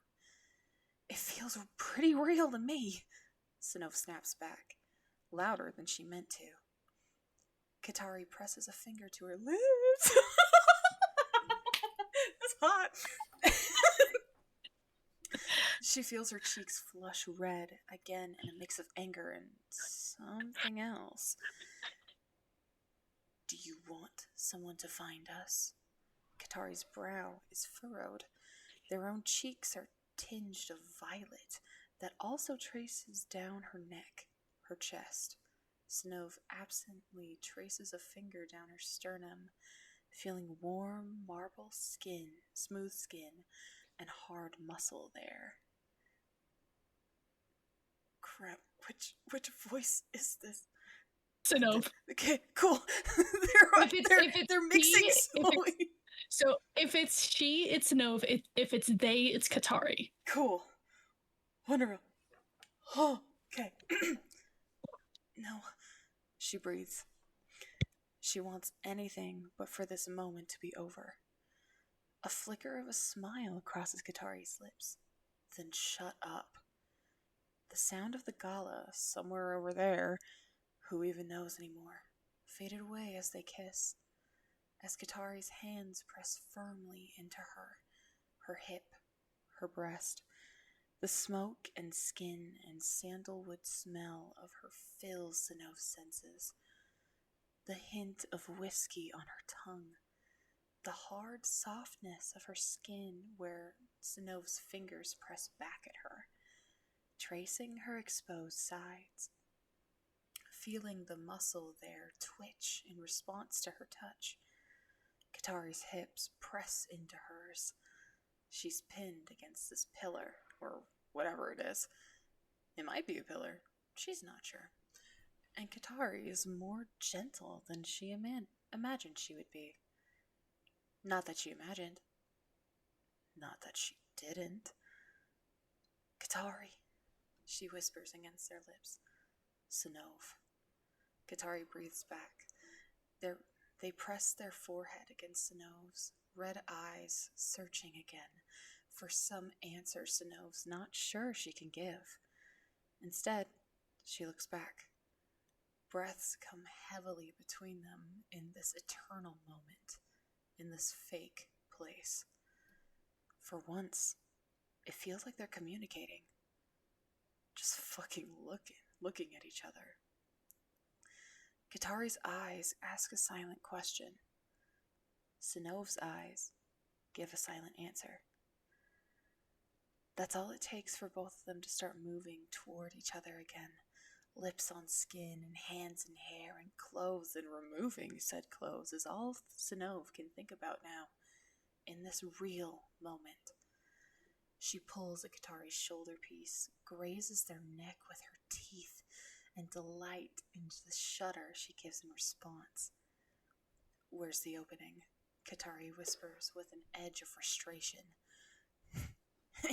Hey, her fingers trace the fabric at Sinov's edges, teasing up goosebumps as they go, feeling for seams or buttons or zips that aren't there. I guess I didn't think about openings, Sinov says, and they can't help but laugh into the crook of Katari's shoulder. Katari's grip tightens around the bundle of silky silver. Well, don't rip it! I can't. Well, don't try to rip it either. Sinov takes the tiniest of steps back, but Katari follows in sync with her movements, unwilling to relent the closeness they've only just discovered. Katari's words come through gritted teeth, and her hands are less gentle as she pulls the fabric again. Sin draws in a breath, ready to hear the rip. But there's no rip. I can't. It won't come off. Sinov furrows her brow and tugs again at the leather covering Katari's chest. But nothing happens. What? Her fingers delicately trace Katari's skin sliding down from her shoulder, the side of her breast, her rib cage, and finally moving to tuck beneath the red leather. But beneath, they won't go, instead passing over. Like the leather's not even there. She feels it, but it's not there. Katari is watching as she tries again, but all she feels is hard leather under her fingers. Turn the thing off, Katari almost growls, reaching for a pendant Sinov can't see but knows is there. But Sinov grabs their wrist and stops them. We can't turn it off, she whispers. We're still at the gala. If we turned it off, we can't turn it back on. Katari's eyes and brands flare a brighter red. Just for a moment. Sinov, she says, And there's almost a pleading voice for the Dami Mommy and almost pleading voice. Let's go! just so you know, brands, those are the tattoos you see in the character art. They're brands. Oh. Yeah, they're brands that like eventually manifest on a person. That makes sense. Okay. Sin looks down at her own fake but all too real outfit, feeling frustration bubble up in her like a wave about to break. She motions to her skirt. Can you... under? Katari bites her lip as her eyes trace Sano's figure down her hips to the impossibly tight skirt. Not without ripping it, which I can't fucking do. Fuck, Sano says, too loud. But she can feel Katari's glare without even bothering to look up.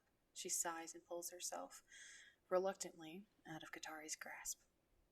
Katari's hand catches hers and holds on, stopping her.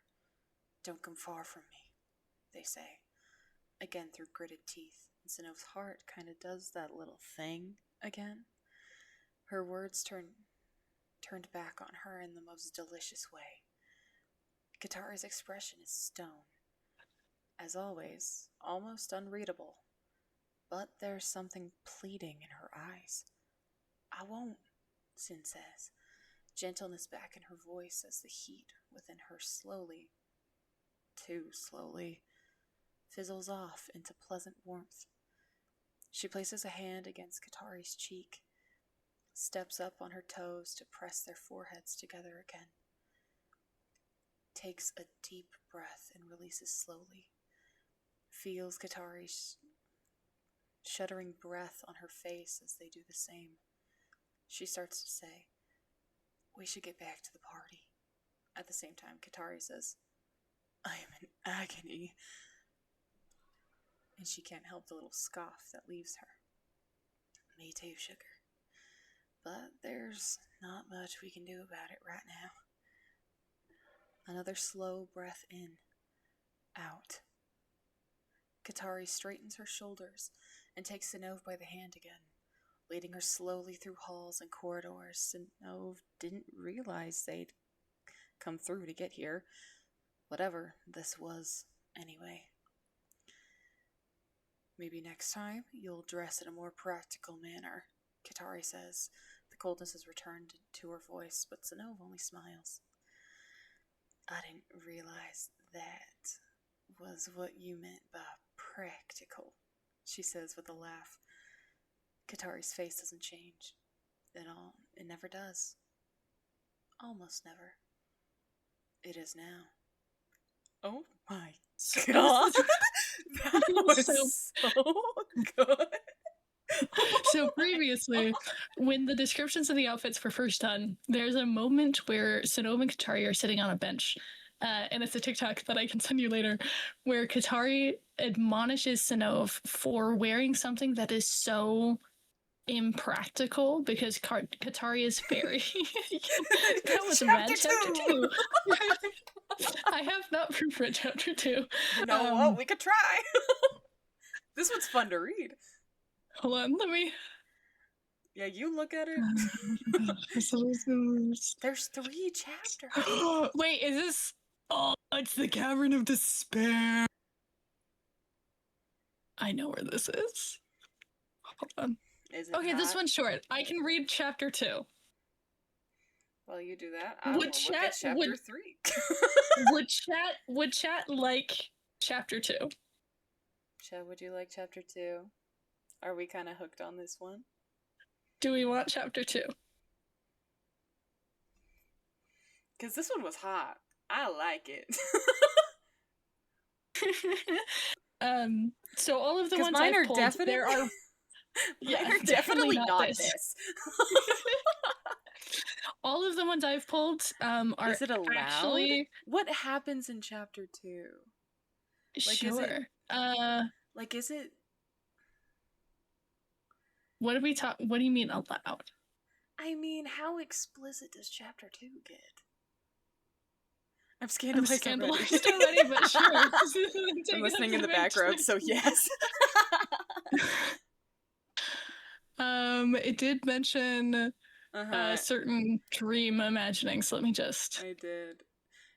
I guess it kind of depends. Is that chapter 2 or is that chapter 3? Let me change the tab. So this is very... It looks like it's fine. So maybe chapter 3 is where it gets interesting then? I'm going to read chapter 2. So this is called The Cavern of Despair. There is italicized lines, which is... Thoughts? Either thoughts or previous experience, but I think it's thoughts. This is true. We did do dispatch. So, like...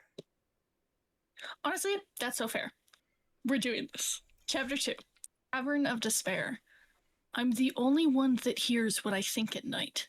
Katari's own words echo back to her, as if echoing off the walls of this strange, crystalline cavern, but she knows she's the only one who can hear them.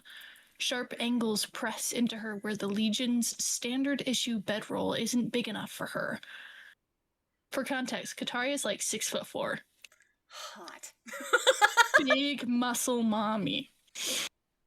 Her shoulders, her face, her horns pressed unpleasantly into the cave floor, creating pressure in her head that, if nothing else, distracts from the pressure inside her head as she tries to ignore these trivial physical discomforts long enough to fall asleep. But when she closes her eyes, all she sees the thing Alis became, and she opens them again. Body horror thing, the thing Alis becomes.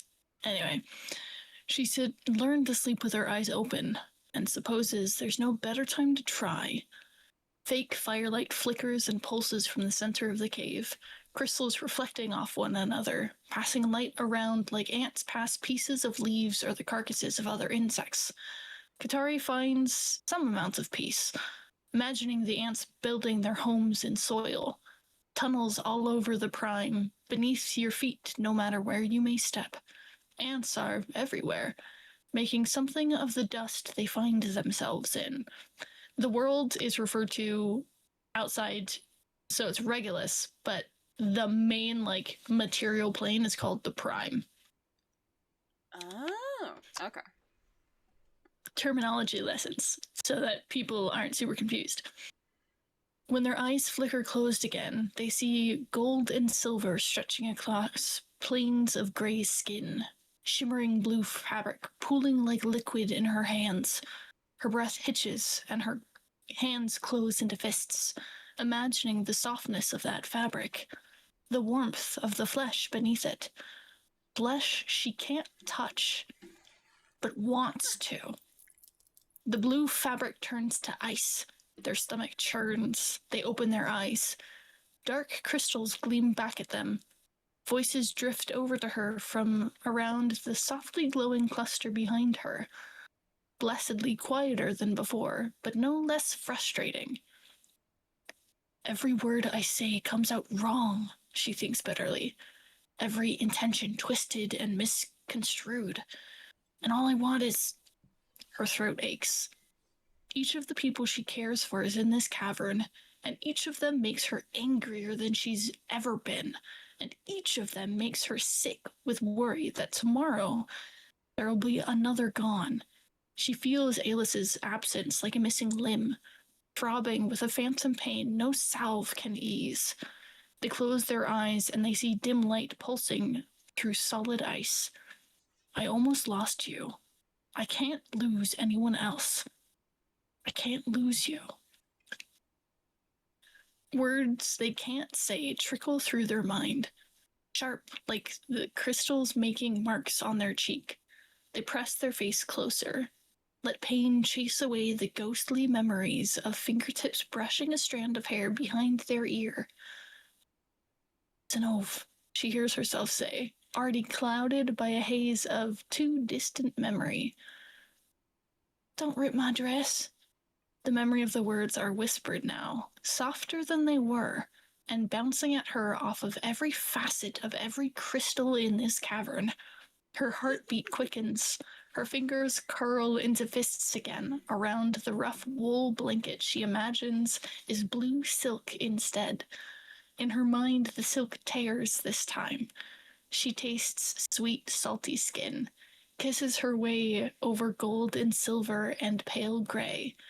The echoes of Sinov's memory in their mind laces fingers in their white hair, grips and guides them.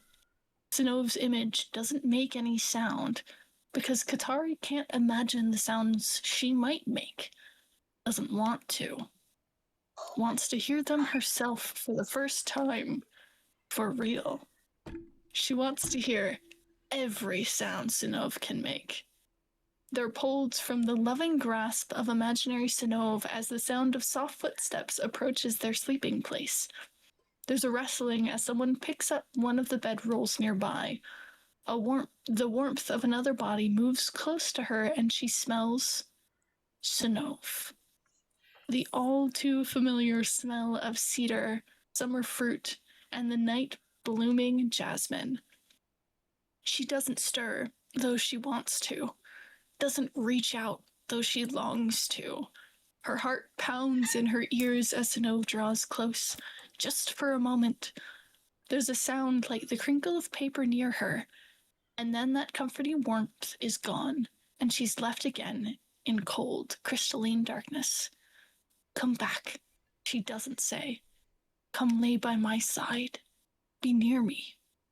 Sinov is far away from her in so many ways all at once. Moments they shared mere hours ago, only memories now, fading away as memories do. Every time you remember something, it's changed. Katari knows this. You only live each moment once, and trying to hold on only warps your experience of it. She doesn't know how to lock away and preserve the memory of how Sinov's mouth tasted, the golden dappled light look of them pressed together in a strange fake place, Sinov's heartbeat against their lips, the way sugar sounded on Sinov's lips in reference to them. I never thought of myself as anything sweet before. The silence, Sinov, in her mind's eye, smiles, mouths something, slips out of that torn blue fabric, and Katari finally slips away to slumber. Oh my god. Oh my god. I love reading the chat afterwards. God. How bad is chapter 3? That's what I'm wondering. Katari's Minds fans. I think this is the dream. Probably. Yeah, pent up, no longer pent up. Yeah, nope, can't do that one. Nope, can't do that one anymore. I'm looking real fast. See, that wasn't crazy. It's chapter 3 that gets crazy. It does. But it doesn't say which chapter it comes in. Or which chapter they come in.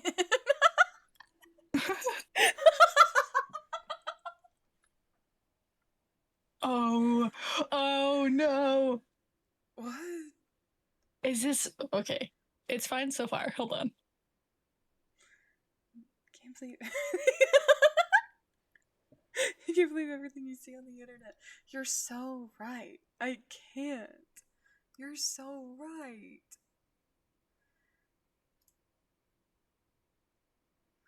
Was it take my hands and make my plans? Is that what it was? No, it wasn't. Which one? It was helping hands. That's what it was. So we still have that one.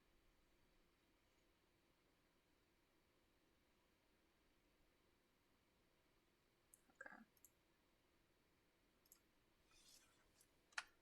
Oh, not that one. Nope.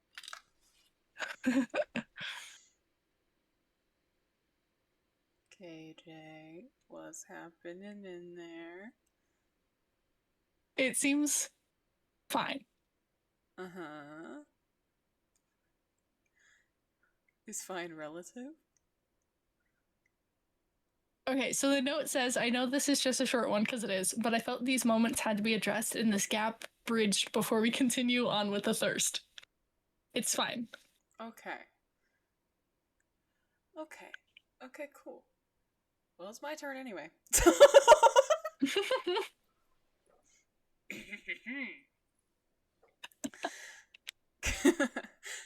Katari's mind is still buzzing as she watches Sinov leave. I am inevitable. The words bounce around her head, like echoes of voices bouncing off of stone walls. Sinov's soft, almost teasing lilt playing over and over until it almost blends with the usual noise between her ears. Someone had tried to intrude into their mind. Their brow furrows at the thought. They don't feel it anymore, but they remember the little prickle in the back of their mind. The quiet fear she's been trying to express, turning at once into an anger she had to swallow down before Sinov would see. They make fists with their hands at their side, taking a slow breath and releasing it before letting go. Releasing it and let go. Whoops. Tiredness pulls at them. Sure, the physical effects of exhaustion were erased by magic Katari doesn't understand, nor does she care to. And tension had been eased from her muscles through effort and release. Her cheeks still color at the memory of Decima's breath on her skin as hands, lips, and teeth finally cut through what felt like years of stiffness. Funny, she thinks, what one simple act can show you about yourself. Still, none of that is a substitute for real sleep. As the sun sets, they find themselves on autopilot, undressing, stretching, performing, practiced hygiene rituals while their minds spin off around the memories of Decima's touch and Sinov's words, and the attempted intrusion of their mind that stopped her closing the distance. She doesn't have to ask who or why. She does wonder what might have happened if she hadn't pulled back. Katari, I'm trying to see you. The pent-up no longer pent up. They settle into bed, remembering fondly the taste of Sinov's lips. Hopeful now, not for desperate, pressing, clawing desire, but something simpler.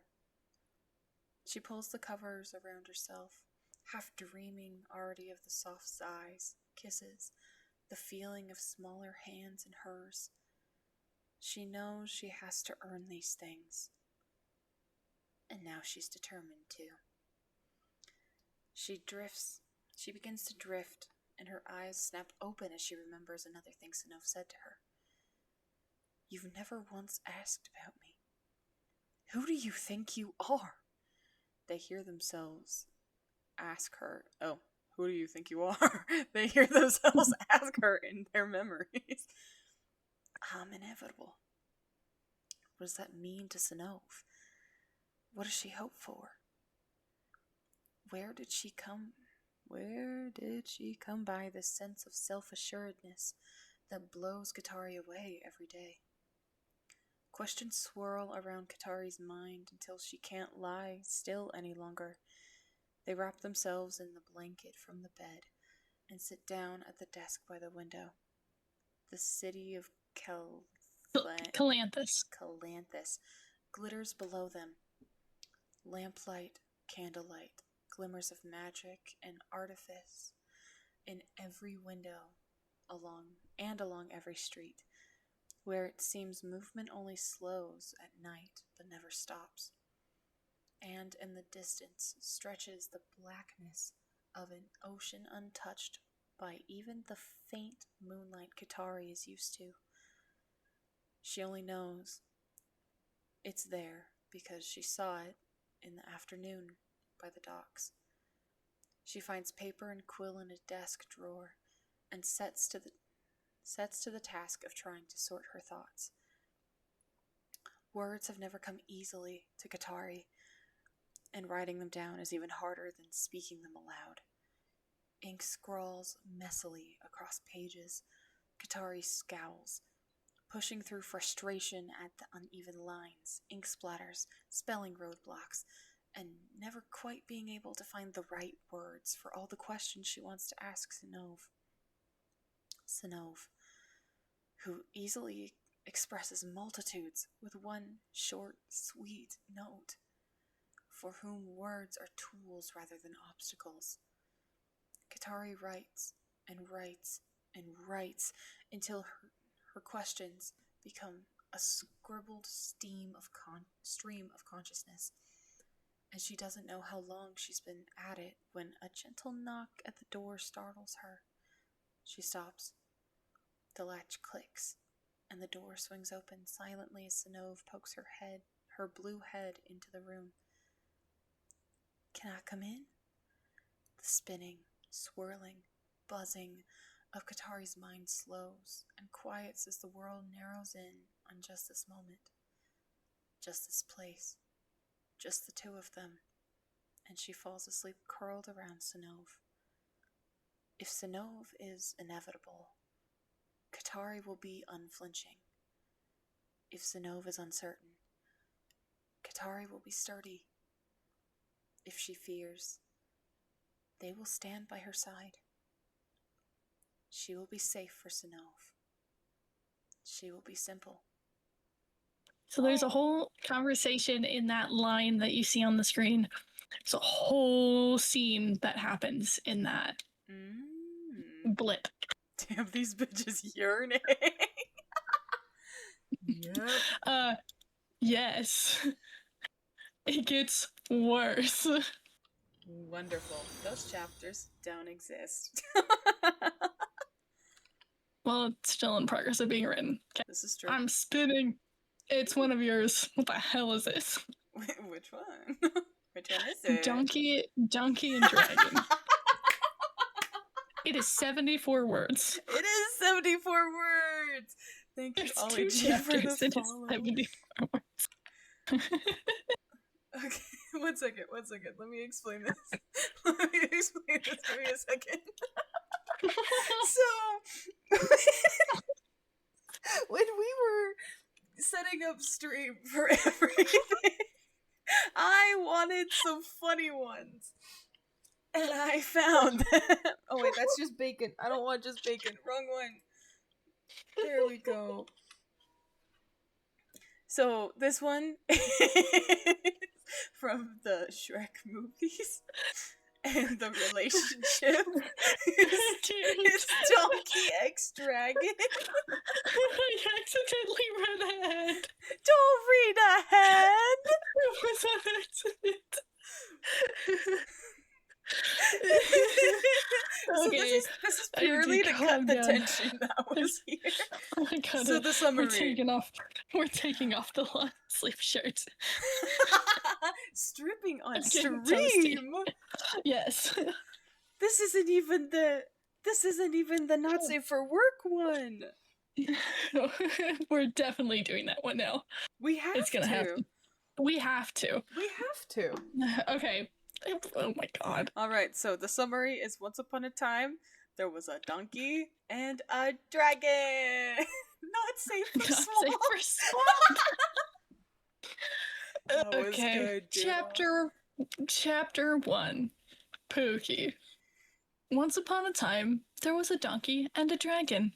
They loved each other very, very, very much. So one day, they're both chilling on the bed. The dragon giving the donkey bedroom eyes. Oh my, what wonderful eyes you got there, says Donkey with love and affection in his eyes. The dragon coos at the donkey. Then they fiddled and diddled. The end. Chapter 2. There is literally wonder what this is sentences. Oh, by the way. Oh, they also had 6 kids. The end, truly. That's it. That's the whole thing. Nick's hate romance slash smut fanfics. Notes. POV. Nick's wrote a fanfiction. That's so fucking funny. That's getting kudos. That's too beautiful to not. That's so funny. they fiddled and diddled. The end. 6 times, in fact. Indeed. Can't believe they left that out. That's so funny. Intimacy shown is so well crafted. Oh my god. That was beautiful. It's hilarious. Take my hand, wreck my plans. Okay, this is another one of mine. This is from Bards of New York, the Gilded Throne series, featuring another one of my OTPs, which is Lucan Serenel and Casca Sarovi. So the additional tags is Gilded Thrones plus 20, which just means episode 22 forward. Spoilers for up to Gilded Thrones chapter 20, tapestry scene. Lucaska is their ship name. Ballroom dance, because it was so excellent. Basically just, what if no one was watching? Gilded Thrones, fluff and angst, because how could it not be angst? I love them, Your Honor. Take my hand, wreck my plans. Summary, Gilded Thrones 20 was so close to everything we, the people, wanted for them. And maybe Casca was busy dreaming of it too. Notes. Something like what was requested by someone in the Discord, Hannah, which is Casca's player. Thank you to O and also to Sierra in the Discord for helping me, for hyping this / me up and motivating me. About my song title bullshit back when I wrote this very first fic for Lucaska, aka the same day Gilded Thrones 1 released, because I'm crazy like that. I spent a while picking a song to be titles. So, yeah, that's what this is. Beautiful. All right. It is 2,000 words long, so get ready. Voice notes? Please don't tell me one of them is French. No. Lucan has a very silky, when I say soft British accent, I mean it's British, but it's not posh. Okay. Casca has a very gentle Scottish accent. That's but you do not have to. You do not have to do that if you do not want to. If I do Scottish, it's gonna sound like Merida. Valid. So we're not even gonna try. Alright. So a little context for where they're at, because it said tapestry. In some of the world building, they literally enter blank tapestries and live through moments of the past, but are able to influence these moments in the past that actually affect their current day. So in this tapestry, in the ballroom, there was some dancing between individuals, and this is the first real moments we get to see Lucan and Casca have more open affection towards one another, because Casca is engaged to somebody else, which is why we're trying to stop the wedding. Oh. She doesn't want to marry him, but it's political. I have to take a crack at it. You'll see. I can try. Oh, Becca, listen, he's allowed. I give him a pass. He can home wreck this one. It's like, actually, permission granted. Permission granted. Alright. The room was full of color and of dreamings. Casca breathed it in, the wonder, the whimsy, the joy, all fizzing like sparkling wine and rich atop her tongue. She wished she could hold lungfuls of this feeling, storing them beneath the cold cage of her ribs, savoring them for the next time she found herself alone, looking out at the cold and frozen prospects of a future she was duty-bound to desire. The throne room, the war rooms, the maps of territories bound to her name. That future, her future, it would bring glory and greatness, Casca knew. She just wished it wasn't so hard to breathe the air of hallowed hope. Here, here in the dreaming, here in the woven tapestries of the past, not the present, past, here with the people Casca had found herself calling friends rather than targets. Casca felt like she could relax and breathe. The ground was steady beneath her, the music around her a lulling hum, not a call to action. It was just like for a moment she was free. And perhaps, if she was being honest with herself, that feeling of ease and steadiness had less to do with being ensconced away where the rest of the court couldn't find her, and more to do with the hand holding hers, the arm around her waist.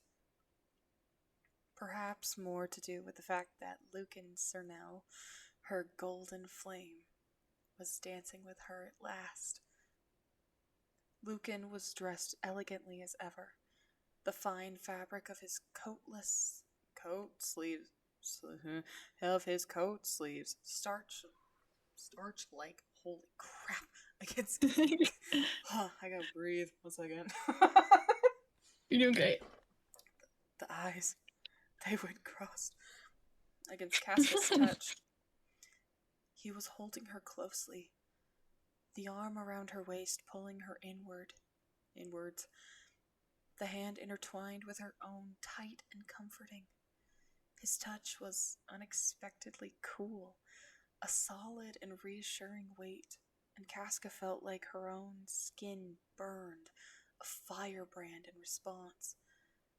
Their faces were so close he could lean in and rest his forehead against hers, lean in and press his lips to her own, all in the work of a moment. That golden hair shone in the hazy glow of a ballroom, and his eyes were gleaming with a look Casca hadn't seen in months. Love and hope. Casca felt like Lucan was the only one in the room, in the world, and she knew it wasn't true. Knew that there were eyes on her. She could all but feel Lucan stiffen when they spun around the room, and he caught sight of the watching crowd, of Mendax's all-knowing half-smile, of Rafa Lorenze? Rafa Lorenze. Perfect. Cautious gaze of their new acquaintance's gleaming eyes. Casca knew that those glances meant danger. Her destiny had always been something tangible, something she could feel in the earth, something she wrought with bloody and broken nail. And it meant that now, even in Lucan's arms, Casca was in no danger of forgetting her future, her promises, or the choices she made. It was still here, clutched in her hands. There was no getting lost in him, intoxicating as Lucan Cernel might be. Still, in the space between one spin and the next, Casca couldn't resist the temptation. For half a second, a breath held, a gasp she trapped between her teeth. Casca Sarovi slipped her eyes shut, and she let herself dream. In that dream, Casca and Lucan were alone. Oh my god, scandalous. In that dream, it was the two of them and no one else, ensconced in a ballroom laden with opalescent, right? Was that right? Opulence. No, I wasn't. Opulence. Surrounded by finery that neither bothered to see. And in that dream, still, Casca and Lucan danced. He leant in to spin her and rested his forehead momentarily against hers. Those words were still echoing in Casca's mind, loud as divine bells. There's no one in the world I love more than you. I'm not going anywhere. It is a different kind of game. And it wasn't a lie. None of it. So when Lucan's smooth pace slowed, his eyes fluttering momentarily shut, Casca leant in instead of away. Lucan inhaled so sharply he tensed beneath her touch. Casca knew he was hyper-aware of her as she was of him. "Cass," he murmured, "we can't. We shouldn't cross a line." Casca tilted her head quizzically. Lucan couldn't see it, but sensed her question all the same. He pursed his lips, chewing over his words, battling desire and pain. Do I try? I think this is still... Is this him? I can't tell. I think it's still him. Cool. It'll be him until I know for sure it's her. It's like I said. It doesn't mean nothing. Not to me. Lucan's eyes fluttering open again. Golden, it probably was her, and gleaming and raw. They cut to Casca's core. Never to me. Casca could hear the words reverberate through her cautious chest. Could hear the words he didn't say. You don't mean nothing. You don't mean mere duty. You don't mean the Empire incarnate and nothing else. Not to me. Never to me. Casca could hear the words that was probably terrible. Through her cautious... I just read that. Of course it means something. Damn it, the words. All of them are there. Of course it meant something to me. That's not the words. Casca admitted. Her hand found its way to his face, all but unwittingly. She rubbed her thumb across his cheek, traced the tracking of his gaze on her face. "But Lucan," she murmured, "does it have to mean everything? Does it have to implicate us all? With no one watching? Can you not tell me it will just be us? Just right now?" Foolish words. Ones she could never, should never, say aloud. Lucan, the dream of him, didn't step away, didn't chastise her for giving too much or too little, for pleading for something that could never be. He just shuddered beneath Casca's hands, his hands on her waist, in her hair, pulling her closer, closer. "If no one is watching," he breathed, and Casca could hear the battle in his voice, could feel his caution loosen.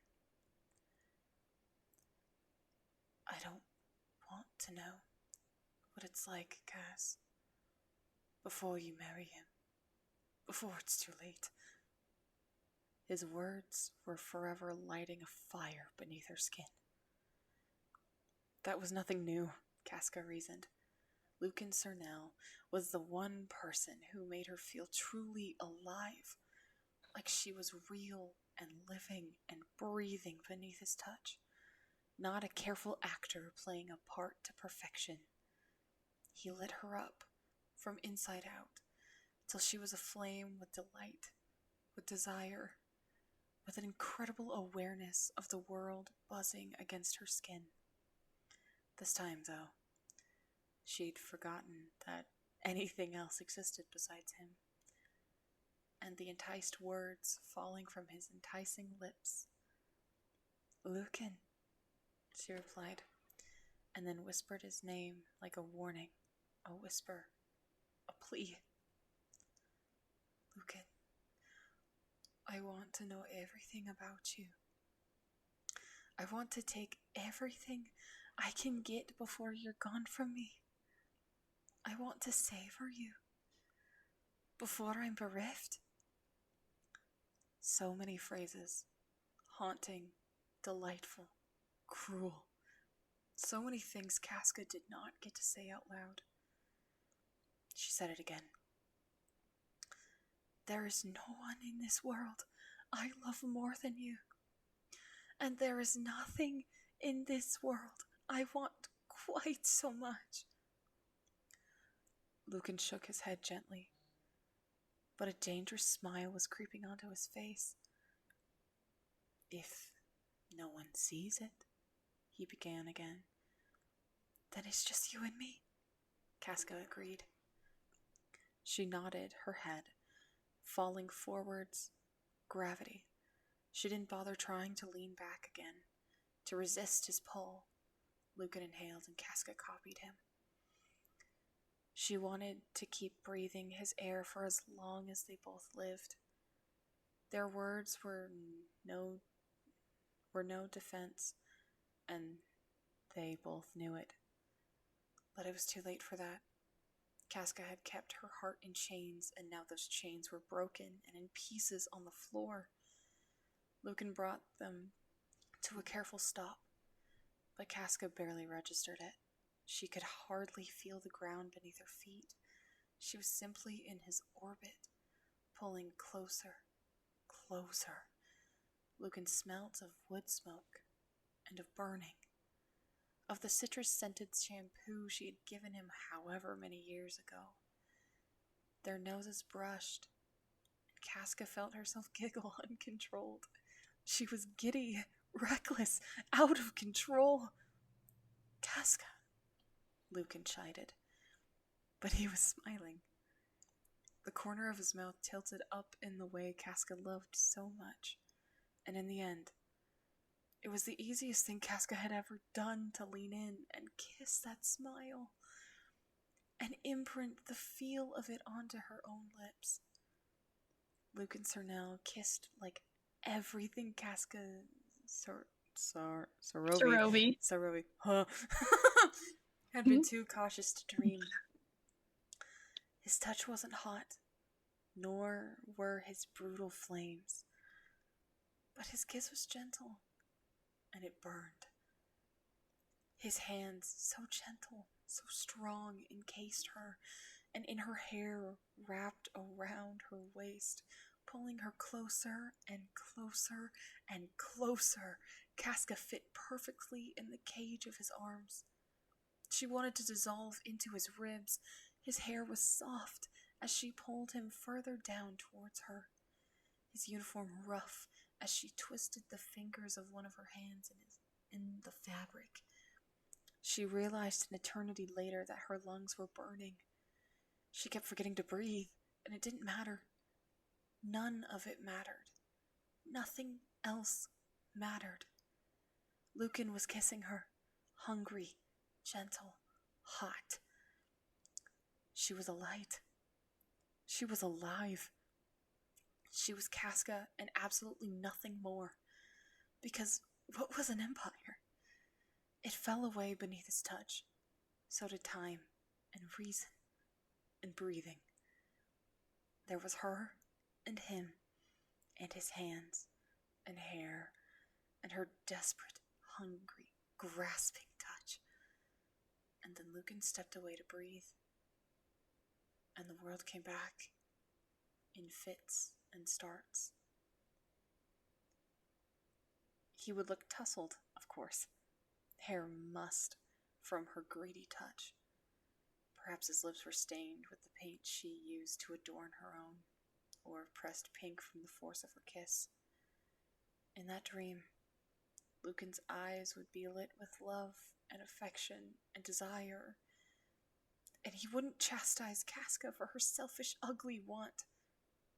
He wouldn't still be hurting because Casca didn't know how to give her heart to him when it was never hers to begin with. No, in this dream, they could dance and kiss and dance again, and no one would see and no one would know.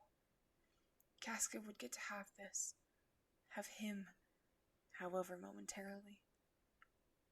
Yet even that dream, poisonous, heady, momentary, even then, Casca knew it would not be enough. She was hunger. She was desire. She was a duty set apart. Her wants and deeds could not touch, could not overlap, could not contaminate the tightrope she walked each day. But in the space between one step and the next, Casca could admit to herself that what she did want was far more than she even knew how to take. She did not just desire Lucan. She hungered to carve the world anew, just to place it in his hands. She was his in a way words could not express, in a way she could not enact. She loved him more than her body knew how to hold.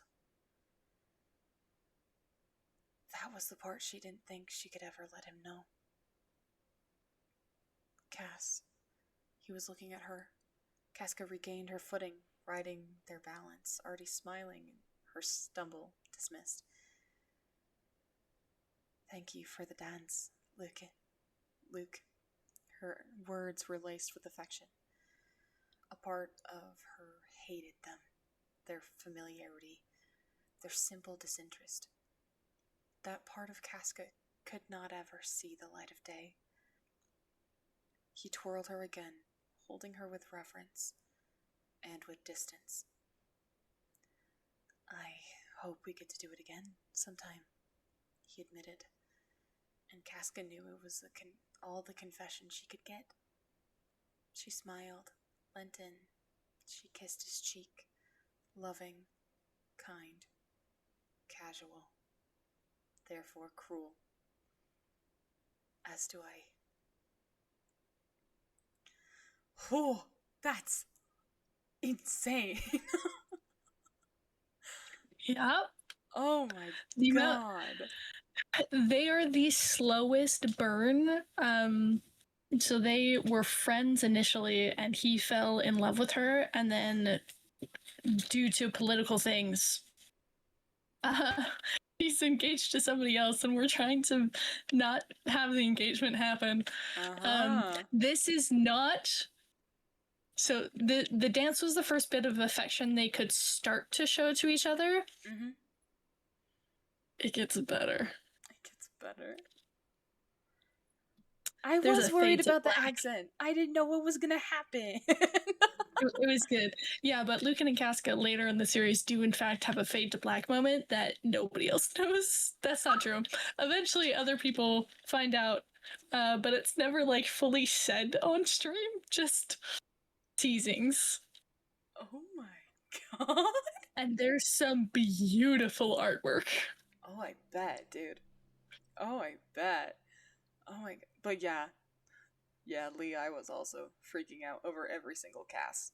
Believe me. So Cass is Lucan's nickname for Casca. He's the only person that calls Casca Cass. And Lucan has like 3 or 4 different nicknames. One is Luke. There's Lucan, obviously. There's Saravalius. Or Saranel, which is by some people. And then there's one that his ward calls him, and Casca calls him teasingly, which is Lucy. Lucy! I love that. For anyone who would like to know the source material for this, you can check out The Bards of New York on YouTube, specifically the campaign Gilded Thrones. Oh my god. So heavily recommend it. These people are such brilliant performers. I'm obsessed. They probably finished stream, but the newest session was streaming as we're streaming, so I get to watch that tomorrow. Nice. They're having nighttime scenes, and I'm so hyped. The only way I can describe what Gilded Thrones is if you took like Bridgerton and Pride and Prejudice with some Game of Thrones with some Shrek and kind of mix it together. So it's political intrigue, it's romance, it's friendship, it's courting, it's the social dynamics. All of my favorite words. I'm like a dog. I'm so excited. Yeah. So my tail. It's not D&D based. It's mixed mechanics from a game called Good Society, which I'm gonna run a game that's partially based on Good Society mechanics as well. I want to play Good Society so bad.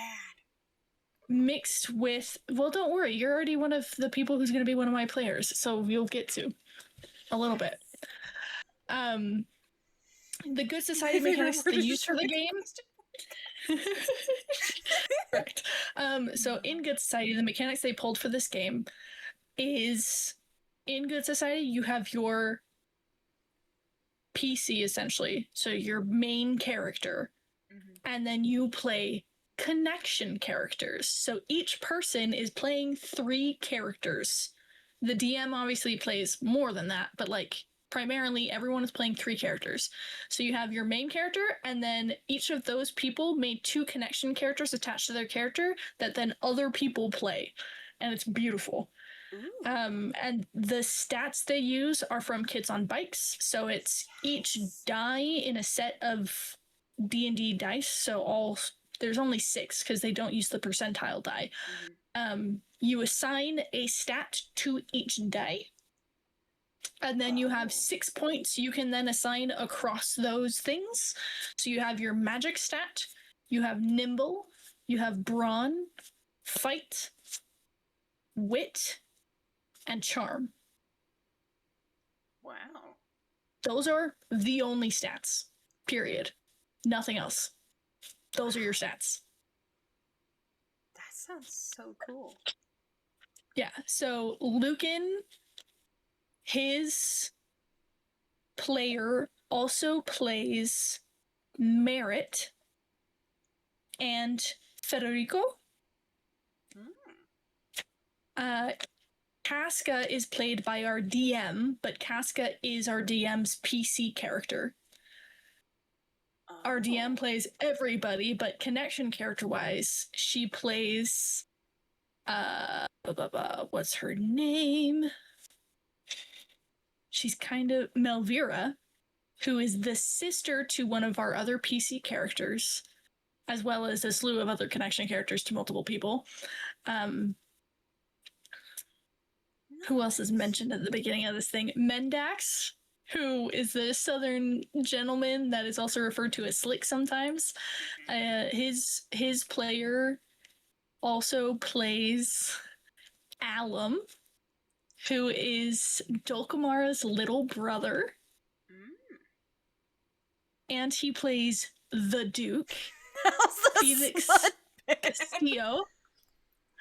It could have been better, you know? It could have gone further, but it didn't. This is fair.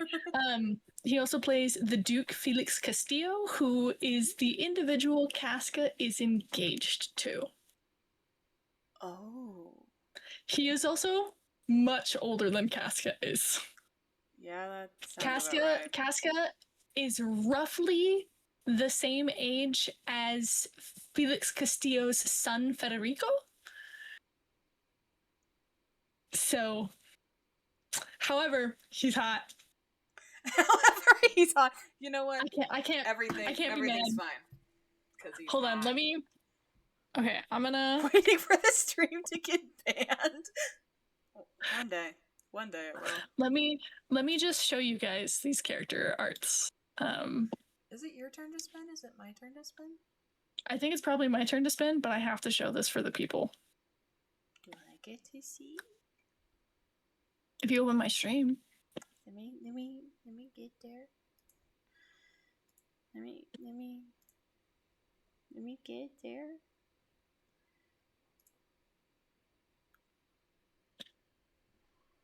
Hey, yo. That is one Casca Sarovi. Oh, no. Oh, wait. Casca's hot as hell. What the hell? Casca is a catch. We love Casca. Then you have one Lucan Serenal. Hot as hell. What the? His title is the Golden Flame. His flames do not burn. they disintegrate. Yeah. Hell yeah. He's not smug, he's sad boy. I do love me a dramatic blonde. This is one of our other characters. He is smug. This is Elro Coldheart. Oh, he's dangerous. He is Dulcamar's best friend, is in love with her. She is not in love with him. Hell yeah. It's not D&D. It's good society. Melvira the Tigress. This is Dulcamara's older sister. Oh my god. We love her.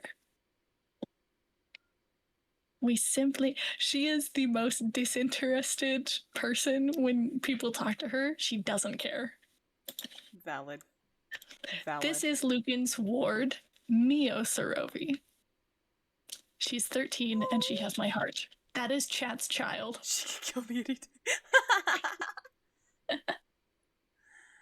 Oh, she's adorable. She will insist on you calling her Commander Golden Mio. She wears sunglasses frequently. That has been made canon in this world. And she wants so badly to be a spy. And those in this world, spies are called votives. Oh, she's so cute. This is Lucan's mentor, Montgomery Urso, otherwise known as Monty. I do like a Montgomery. I do like the We have it's very nice. So many questions about Monty and no answers. You know, all Monty should be mysterious. This is Merritt Lorenze, Rafa's younger sister. How much younger? Can a couple of her? Like, she's 18. Oh, she's pretty. I can't go further. She is pretty. She is also sassy as fuck. This is you can tell by the Cyrus Lorenze. This is Rafa and Merritt's uncle. His brother, who's Rafa and Merritt's father, who is dead at the time of the campaign, is an identical twin to this man. Wow. But this man is the evil version. We hate Cyrus. We don't like him. No, that scar, ugly as hell. This is Federico Castillo. This is a lover boy. Why does he give Jesus vibes? If evil, why hot? Because have to. This is the Duke Castillo's son. He is currently engaged, and when I tell you this is a lover man, he's a lover. This is one Mendax Vale. That's Mendax? Oh, it's Mendax. God. He is the master of secrets and information. Correct. He is almost never out of that suit. Damn, this man is must also be stinky as hell. This man is he has multiple versions of the same suit. Okay. This man is also a sub, confirmed canon. I can work with that. He's working into Dom energy in recent times, though. This is the Duke Felix Castillo. Oh my god. He won't even wear lingerie. He can't fuck. This is Alum. Oh my god. You'll notice some of these characters I'm not giving last names for because in the nation they're from, you don't have last names. You earn titles. Alum is not old enough to have earned his title. That's valid. Alum has fire magic. He's hell yeah. A little guy. This is Jin. This is our designated rat boy. Yeah, I could see it. I have no context to give you on that. This is the dude I was talking about earlier who can manipulate emotions. Oh! That's him. This I'll give you the current look, is Rafa Lorenze. Ooh. This is one of our lesbians. Yes. We love lesbians. Also, I want her skirt. This That's is so the nice. most problematic man from the Coven. His name is Eos, the Porcelain Man. Oh, no. When I say can manipulate emotions, I mean all of them. And I mean can embolden certain emotions, can erase emotions, or can fuck up your day by bringing up emotions you weren't previously feeling if he has seen you feel those emotions before. I feel so normal about this person in front of me. He is so problematic. Jin also can feel other people's emotions, but the way he feels them are in smells and flavors. What just happened? Yo, hi Siren. Yeah. This is Argia, the Pale Flame. Hell yeah.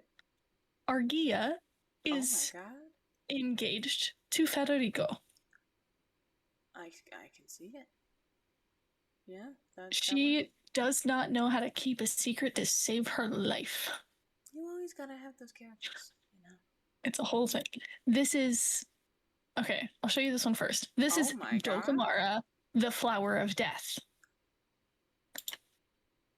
This is simply Amara. Those are the same character? Correct. Oh. Amara is what her friends and family call her. She, at a certain point in the game, loses all of her powers and no longer wishes to be called by her title. That makes sense. Yeah. Because it wasn't really hers to begin with. This is Carmilla Ceravelius. Oh my god.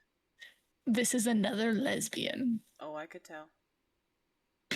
Oh, I could tell. This is Lucan's boss. And she got a wonderful smoky eye. Love that for her. Yes. Okay, we're gonna go delving into the fan art section to get some of the other characters. Thank you, Simon. Not the fan fiction. I love you too. Aww. Congratulations, by the way. I'm so proud of you. Let me... Guild of Thrones. Give me those. We're gonna ignore this one. Oh my god. These are insane. Mommy, sorry. Okay, this is... I'm gonna scroll. Art someone did of a flashback moment from the game. This is Carmilla in her punk phase. Hell yeah. Hell yeah. Because I mentioned Carmilla's a lesbian. Carmilla and Mercy Viol. I guess we're just skipping the blurs. Those are in that one. If they're blurred, it means it's spoilers. So part of Mendax's powers is he has inky incarnations of himself. Oh, that's so cool. He's a somewhat deeply unsettling man. That made him hotter. Not gonna lie. Mio! Oh. Because we love Chad's Child. What's this one? Oh. These are the foxes! The ether foxes! That's how it goes. It takes so long to get your degree mailed to you. I don't know why, but it is. For real. This...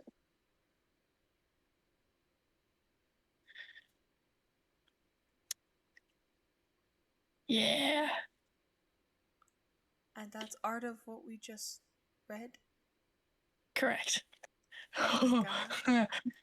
This is when Casca poisoned Mendax without Mendax knowing. Oh my god. She did give him the antidote, however. Slay Queen. There's so many good artists in this fandom. What the fuck? I know. I feel so inadequate. And he has corvids associated with him. Oh, I'm gonna die. Oh no. Correct. That's the whole thing. This is after Dulcamara's magic was stripped from her. This is not from D&D. This is from the game we were talking about earlier. This is why we call him the Ratman. Argia the Pale Flame. This was during the duel. Whoa. Her power set's really cool. It being a snake? That's insane. Oh my god. Shirtless. Hashtag shirtless. Homeboy was in the infirmary. Hashtag shirtless and hot. Trigger warning for impalement. Because Elro shot ice into him. So Rafa is a mender, so she's helping heal. Can I get some of our Lucan in power mode? This was a whole thing. Ice. Hey, we love that cropping. Mercy Viol, everyone.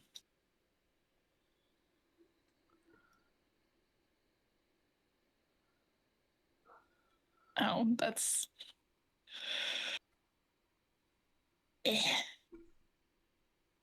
Oh yeah.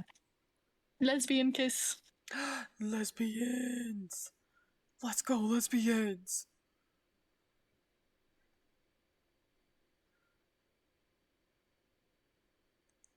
Yeah.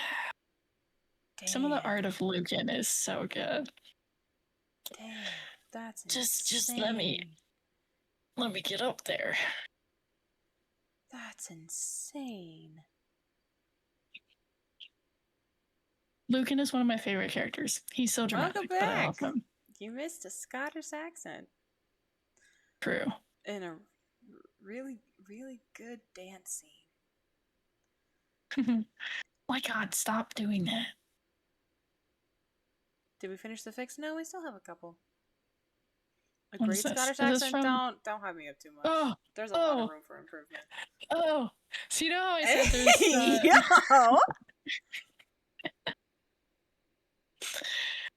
you know how I said the thing earlier? Yeah. Mm-hmm. That right there. Delicious. Lovely. These are the dresses designs. Give me mercy.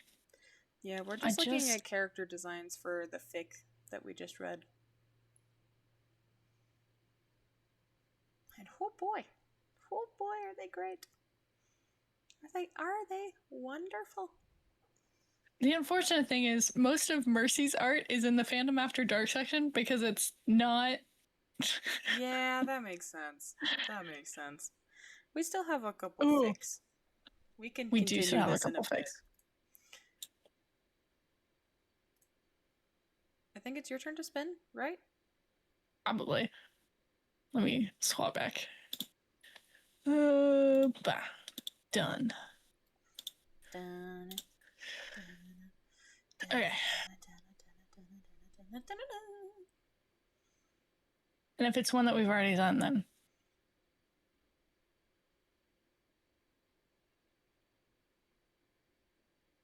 Kiss me on the mouth and love me like a sailor. Hey, that's one of mine. It is. Hey, Druid. Alrighty. So, this is from Just Roll With It's main campaign that is still going on. It went on like a 2-ish year hiatus. This is a canon sapphic relationship within there. You have Ava Farron. The Farrons are related to the Navy, which in this world is called Raft. What does sapphic mean? Lesbian. Just making sure. Yes, you're good. It's okay. I believe in you. I believe in you. But the Farrens are heavily, heavily associated with the Navy. And then you have Captain Lizzie Lafayette. And she is a pirate. Pirates, Navy, they don't like working together. So very, very separate. Star-crossed lovers, if you will. But Ava, she gets killed pretty tragically in the show. She never really comes up. So this is pre-canon of like what the show is going on. And she haunts the narrative so much and so well. I love Ava Farren. Good narrative haunting. I love her with my entire soul. Oh my god. She's not even voiced. Like, we've only seen like vague descriptions of her, but she looks exactly like one of the main PCs because it's her sister. Tragic. I know. So the tags that we have here is Ava Farren, Captain Lizzie Lafayette. Caspian is Lizzie's like right-hand man. They're besties to the end. And so we have their friendship. Those three characters are in here. We have Worry, Navy, Fake Character Death, Ava Farren Lives, which, wouldn't that be the best? Wouldn't that be the best if she did? Angst, Forbidden Love, Love, Killing, I Hate Raft, Pirates, Grief/Mourning, Ghost Freeform, Letters, Tragic Yuri, Healing, Reunions, Campaign 2, which technically, of Riptide. This was in like an October challenge. And then it's titled after a song. So we have Kiss Me on the Mouth and Love Me Like a Sailor. Summary, Day 11, Ship AU where Ava in fact does not die. She gets better! So notes, okay, so again, not proofread. If you like this, please read my other things. They are my babies. But yes. It's roughly 2,000 words, so lock in. You gotta lock in. This is the longer side of the ones I have. So yes, lock in. It's not me who was crazy and did everything. Okay. Ava, we don't know what she sounds like, but her sister is pretty tepid voice. Like, she's a badass. She's more like the navigator for the pirates. Lizzie, she is more of a stern personality. Think of like Katari. That would be Lizzie in here. I do know it's 8K. I do know. I just wanted it there because I love it so much. But yes. Okay. She comes and she goes, but she always comes back. So why is Lizzie so worried? It could be because she's a pirate and Ava is Navy, but it's never been a problem before. Or it's because she wants to tell her about Shadowbeard's hideout, but she wouldn't tell a soul. And then she is not alone, and her worries leave just as fast as they arrived.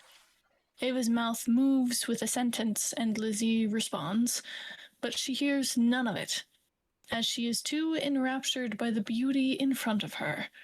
Her hair is tied back in a big ponytail, framing her head like a halo of holy fire.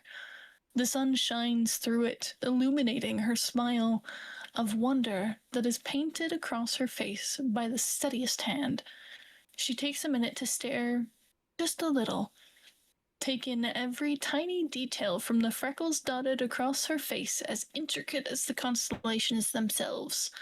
The little gap between her front teeth that makes her melt every time, and the lips shaded just a little more red than usual. And she's reminded of every time those lips had met hers, spreading a carefully applied lipstick to her face as well. Okay, I do have to explain something, like character-wise, that I completely forgot. So the Farrens, there are two goddesses that kind of rule over everything in Riptide. Mm-hmm. There is Luna Deus, she's the goddess of the moon, and there is Aster, she's the goddess of the sun. And Aster, she is heavily associated with the Farron family. So because they have been blessed by Aster, they have fire powers that they have access to. Ava is a monk. She's really, really cool. And I can't remember what Lizzie is. I feel like I can't remember. But Lizzie, she got a magic eye from Shadowbeard as a gift for her because he helped raise her. I think it helps her like see if people are lying, if I remember correctly. There's so much to Riptide. There's so much. It's like the last one I like finished because it's so long. But yeah. So the fire is important. There you go. Got it. Huzzah. Her voice sounds worried, tripping over little syllables that she'd usually glide over with ease. And Ava's face twisting into concern, worried that something is wrong, makes her even more frightened. Even though she knows that there's no need to be scared. She's as welcome as a warm hug and a blanket, as gentle as can be. She is home. I want you to meet Shadowbeard. He'd love you. Of course I will, darling. Tomorrow. I'd like that. She has no reason to fear because they'll be careful. What they cannot predict, though, is that they are followed. It is perfect. The sun shines down on the little boat they take, gently rocking in the waves, another boat following behind them, and another, and another. They're allowed a while of respite, and Shadowbeard smiles at the girl he sees like a daughter, and at the girl he does not know, but the way she looks at Lizzie disproves any suspicions he had. They sit and drink and laugh and chat about how they have all the time in the world, and they choose to ignore the fact that they are on opposite sides. How Ava's shoulders are still covered with that captain's jacket. It adorns her like a weight. It stops her moving as gracefully as she could, and it says in big letters that she is to the pirates an enemy. She's not an opponent until she is forced to be. The two of them lay on the grasses that surround the coasts, Lizzie's hands tangled lazily in Ava's hair, braiding aimlessly. They do not see them coming. They are humming some swooping song that Lizzie learned with the crew. They do not hear them until it is too late. Ava's shackle of a jacket had been laid out on the ground next to them. She looks just like the rest of them until she's recognized. Captain Farron, what are you doing? You should be fighting. By that point, Lizzie has taken up her arms and is fighting for her home, and Ava is given no choice but to fight against her. The second she fires off a shot and takes out a pirate, she regrets not hiding out and taking the fall, because this pirate had a name and a story, and she knew it.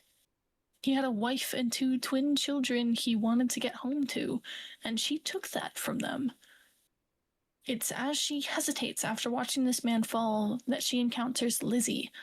She grits her teeth as she's forced to play the part of a brutal Navy captain her father has made her. Her thoughts battle each other. Lizzie's face pressed against hers, her father's approval if she took her out. It all culminates in a cold gun barrel pressed to her forehead, but she does not pull the trigger. The chaos leaves them isolated. Ava's crew knowing to leave her to her business. Ava, please, you don't have to do this. It's not worth whatever the Navy could give you. Lizzie, it'll be okay, okay? I'm going to pretend to pull this and you're going to play dead. Then I'll come back for you, all right?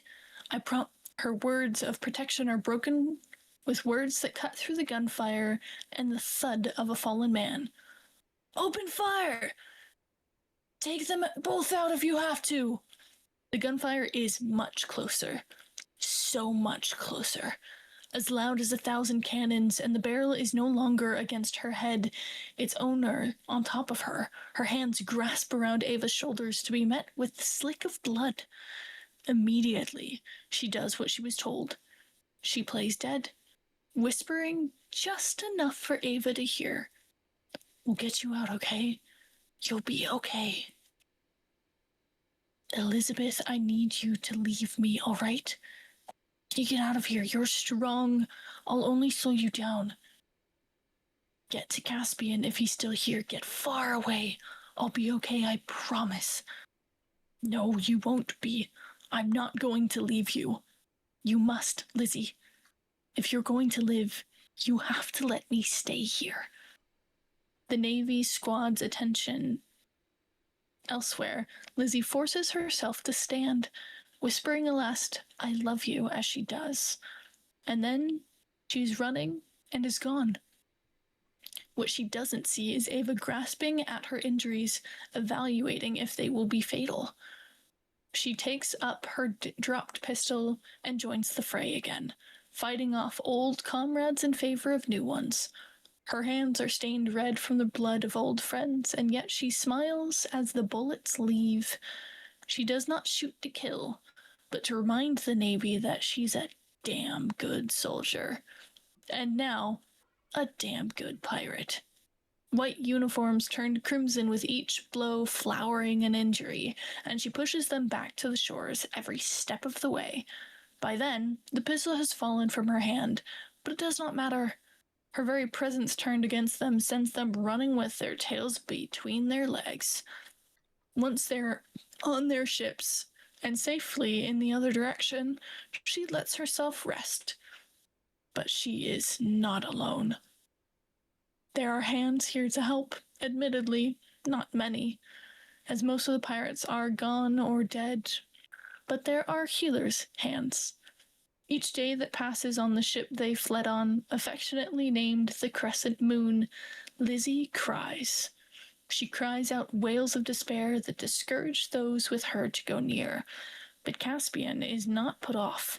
Each morning and night he brings her a roll and some of the extra food they have, and feeds it to the fish when she does not eat.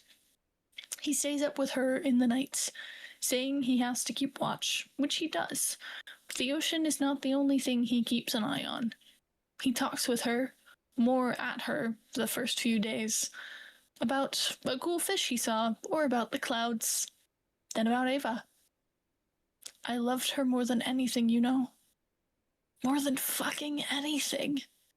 And she's gone. Taken from me. Why is it so unfair? Life works that way. I'm sorry. It's cruel and twisted in its ways. Do you want to talk about her? She does. For hours on end, she talks about every little thing. From the way she giggled to herself when the admirals made a joke by accident, to the way she tied her boots up funny and they'd laugh about it together.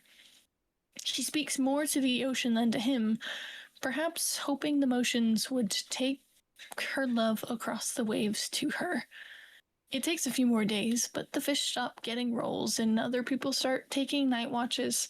She doesn't leave her place on the bow of the ship, sheltering under a little lip in the rain. She starts to keep a little stash, a pile of food she doesn't finish, a pouch filled with change she had in her pocket the day of the massacre. She doesn't move when they dock at the island, just requesting Caspian grab her little things, handing him a few gold.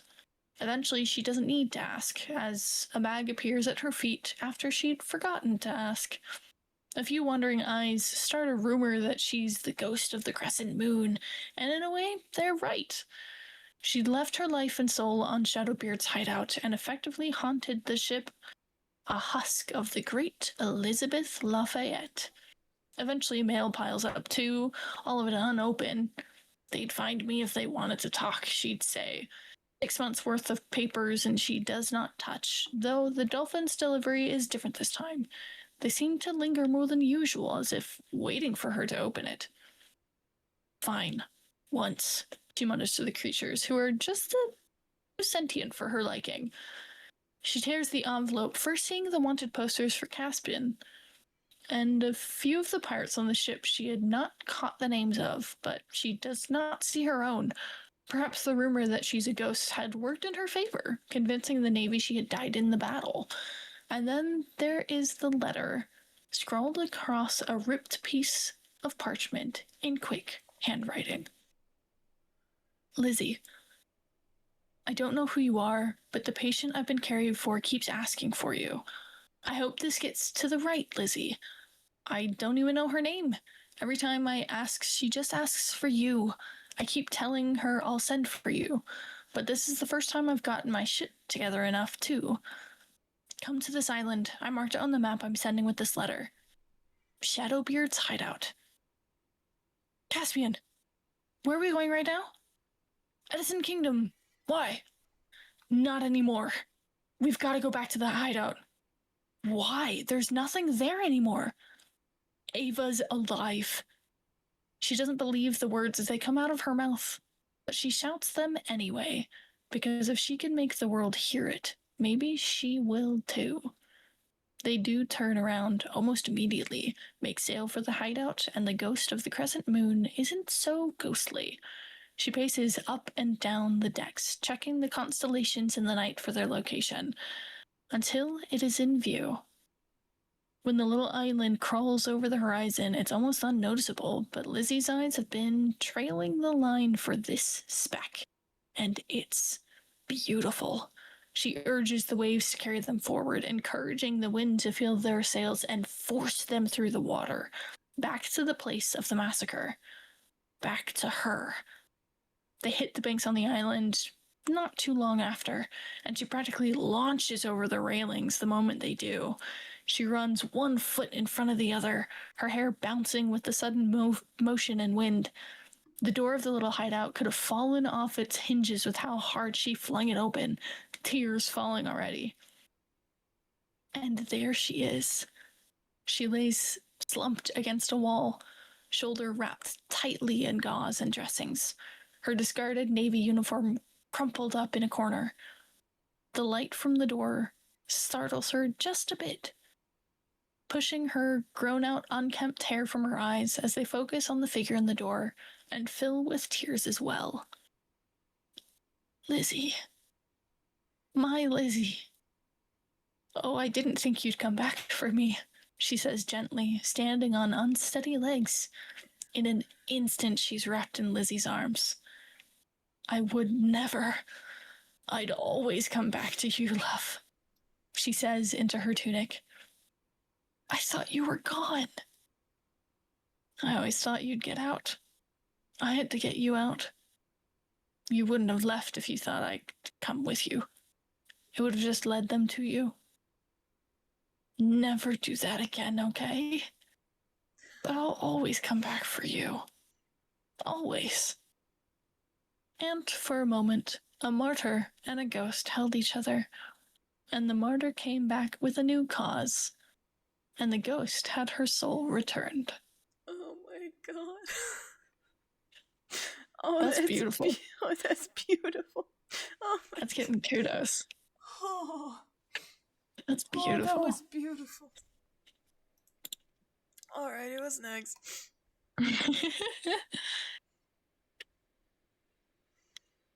Your turn. Yo, yeah!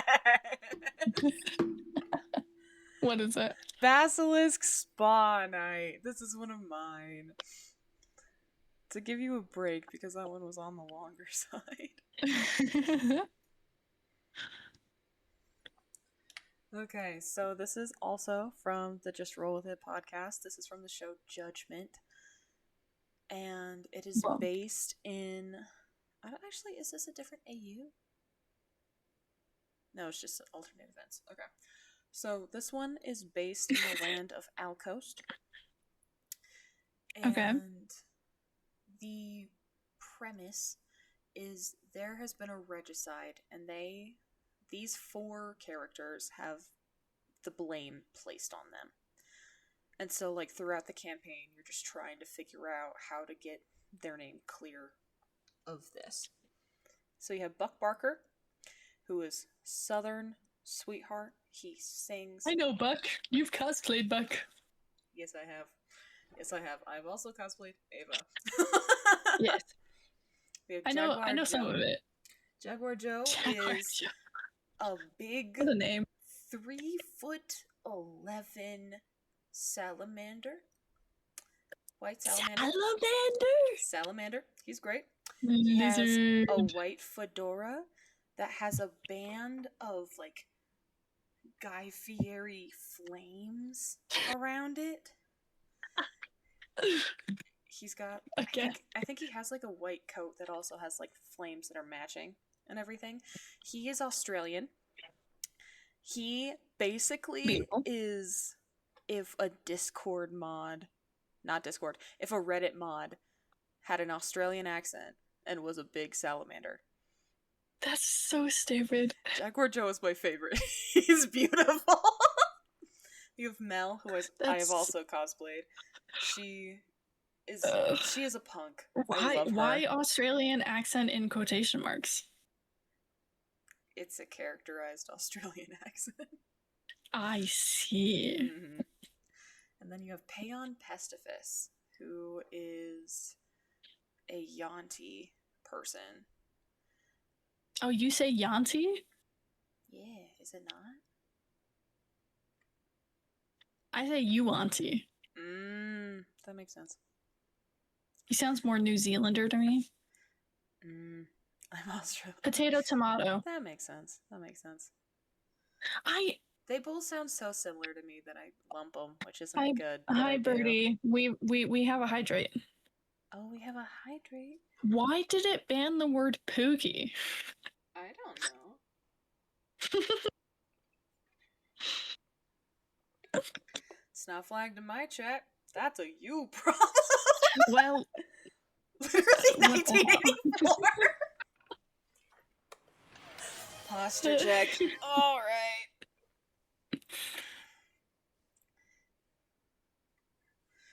No, this guy. I just had. My chat doesn't know his actual name, so I'm gonna use his handle because I think you know it. I just got a Snapchat from Millie. He popped open my stream. Was like, "Oh, you guys are reading fan fiction?" I was like, "Yeah." And he's like, "How are you feeling?" And I was like, "What do you mean?" And he's like, "All I know is fanfic is very explicit." Not all fan fiction is explicit, and it's not for this stream. Not for this stream. Next stream, though. Next stream. Yeah. When that'll be, I don't know. Oh, some of these are like funny, haha. Others are like big sad. Others are romantic, and others are borderline spicy. Yeah, that's true. So the tags that we have for this is all of them are friends. Oh, I didn't explain Payon. Payon is at the beginning has a plague doctor mask that he doesn't take off in front of people. And so it's giving the Mandalorian. For real. And then this is set after they have face revealed. Payon uses any pronouns.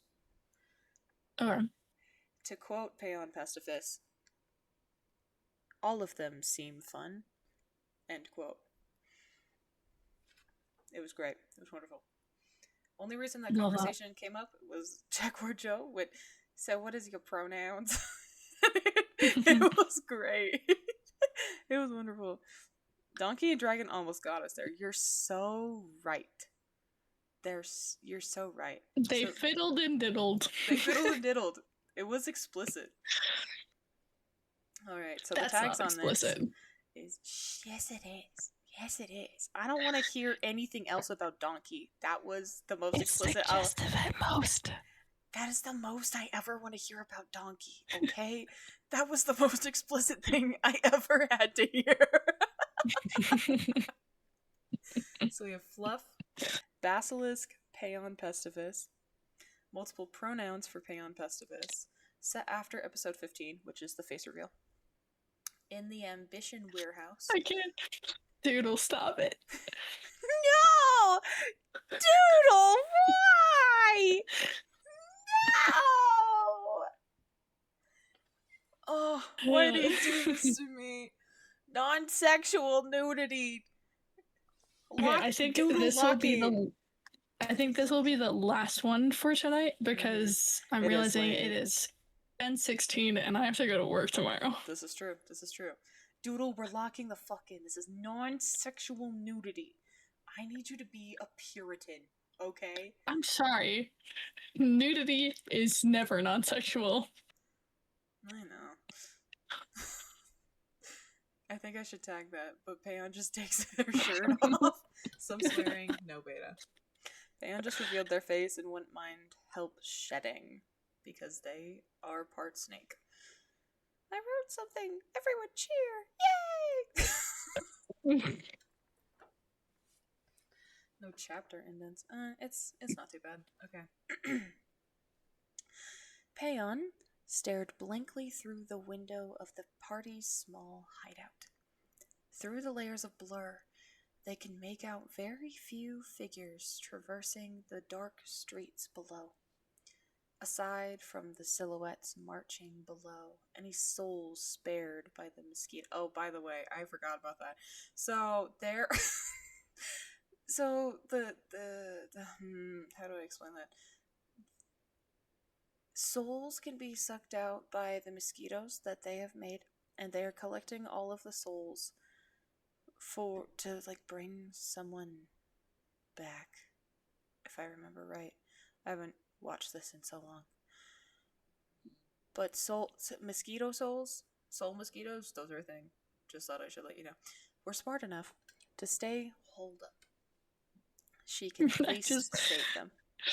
I just want to, for a second, I was like, not all fanfictions are explicit. And he was like, most are. And I was like, you'd be surprised. It just happens that most fanfictions I read are.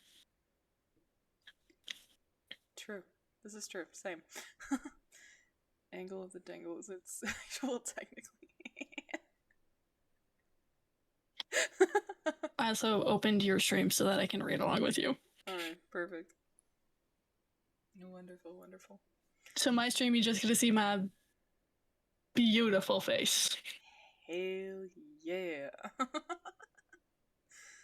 Alrighty, where were we? She can at least save them. They were mostly sure those figures were people. His vision was clouded over by a layer of skin he has not gotten the chance to shed yet.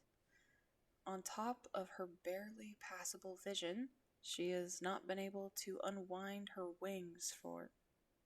Wings? I think that just means relax. Like, Payon don't have wings. For days now.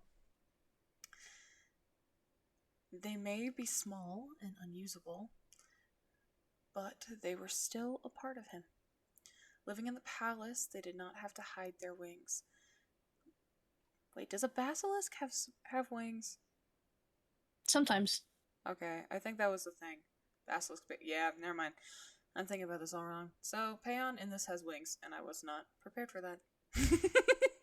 Snake with wings. Not all basilisks have wings, but some of them do. That makes sense. Now I can lock in. I'm just like, that's not my girl. Lock in. What are you doing? Part of him. Either wings. But the looks they got from their faces were enough. His mother's mask had been helpful in curbing the looks of disgust and snarky remarks, but the wings were a touch too much, and thus had to be hidden if he wanted to be able to do his job. Payon's the healer, a monk healer, by the way. She could not say why she was like this. She had no biological parents to learn from. A basilisk is not a common creature to be, so resources ran dry on any library's front. At the very least, his parents were willing to learn with him. Their mother always helped peel shedded skin from their eyes, and their father always made sure their wings were preened and not hidden away all day, like they are now. For the past few days, Payon's wings had been digging into his back. the ruffled feathers scraping against the now raw skin and brushing up into the delicate membrane of the actual body of their wing. Subconsciously, they attempted to shift underneath all of Paon's clothing. All of Paon clothes. My god. Causing all the damaged feathers to make themselves known. You alright there, Paon, buddy? Buck Barker's voice interrupted her thoughts. You're looking mighty itchy over there. Yes, Paon replied, not bothering to break their gaze from the warehouse window. Is it like a snake thing? Mel asked. You're a snake, right? Partially. I'm closer to a basilisk. Oh! Jaguar exclaimed. I love Jaguar so much, sorry. You're one of them fearsome beasts that can kill him with just a glance. That was awful. Mr. Barker chuckled. I mean, no disrespect, but I don't think Paon is quite the fearsome beast. No, I haven't told my gaze is unsettling, but I have not killed anyone with it, Paon muttered. Yet. Let me try, Mel quipped, moving from her spot in the corner of the room to join Paon on the windowsill. She grabbed Paon's head and angled it towards her. Paon, you're gonna make eye contact with me for this to work, Mel grumbled. Paon tilted their head. Am I not? No, Mel said, tilting her head to match. I can't even tell where you're looking. Let me check. Jaguar ducked, but I can't do Jaguar serious. I love him so much. Let me check. Jaguar ducked between Mel's arms to stand between the two. He stood in silence for a while. Paon could not judge if it was a good silence or a bad one. Her blurry sight certainly did not help. Ah, I see the problem, Jaguar finally said. What problem? The two humans asked in unison. Jaguar placed his damp hand on Paon's shoulder, making it so 50% of the party is currently grabbing them. Paon, when was the last time you shed? Paon stared past both Jaguar and Mel in thought. 5 months or so? She hissed. I lost track after everything. But well, Jaguar Joe's here to help fix that, he announced in a way that was most likely proud. Paon froze in shock. The best reaction to being inhuman, oh my god, they expected was nothing at all. Offering to help was another thing entirely. His heart felt warm, and yet he was conflicted. Helping her shed was a thing only her mother used to do. After she passed, Paon learned to manage on their own or ask their father to help. Would having someone else do it be another blemish on his mother's memory? If that's all right with you, Jaguar continued, much quieter than before. Yes, Paon said quickly, not wanting to let her friend stew in his thoughts. Yes, it was very kind of you to offer. The rest of the room waited for Paon to continue his sentence, to decline, or to accept. They did not know. To hell with it. Paon already removed their mask. Why not go the extra step? She moved away from the hand touching her and unclasped the cloak, leaving it carefully folded on the nearest chair to her. Then he unbuckled the straps of his wing binder. They always kept his undershirt between the straps and his wings to avoid discomfort. What exactly does shedding entail? Buck asked. Payan hoped it was not rudely, but knowing Buck, he could be nothing but kind. Jaguar gestured with a limb. Oh, just removing the added layer of skin to reveal the new shiny armor underneath. I don't know what accent this is anymore. Alrighty then. Buck stood up slowly, then clapped his hands together. How do I help? Well, it depends on... Fuck. Rice blades. There we go. Wow. this accent... How is this accent harder than the Scottish one I had to do? Well, it depends on where Payan here wants to stop, Jaguar said in his accented voice. Oh my god. Payan stared down at their shirt, debating whether or not to take the final step. The room grew quiet once again, which usually meant Payan was supposed to say something. Normally, I go with the eyes, they offered. Wait! Mel interrupted. We're just taking skin off your eyes? No one acknowledged Mel, including herself, in the we. It's fine. He flipped his hand. I've got a new layer underneath, ready to go. Yeah! It's normal! Jaguar defended. Buck moved closer to Mel. You heard him, Mel. It's normal, nothing to be worried about. If you say so, she murmured. You all set? Jaguar asked for confirmation before touching Payan's face. All set. With surprising dexterity, Jaguar delicately pulled the skin away from the bridge of Payan's nose. The skin, although not quite as scaly as it could be, still crinkled at the touch. The instant release of pressure soothed a headache Payan did not feel forming. Mr. Barker, you said you wanted to help, right? Jaguar paused and asked. Buck moved closer. Why, yes, I did. Now listen. Right here, you want to... Jaguar started before Payan tuned him out.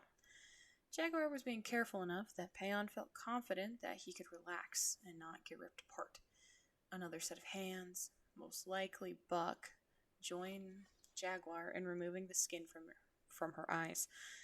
Having thin, human hands is useful when dealing with such a delicate matter. As more skin was peeled away, with a satisfying crinkle, Payan sagged back further and further into their seat.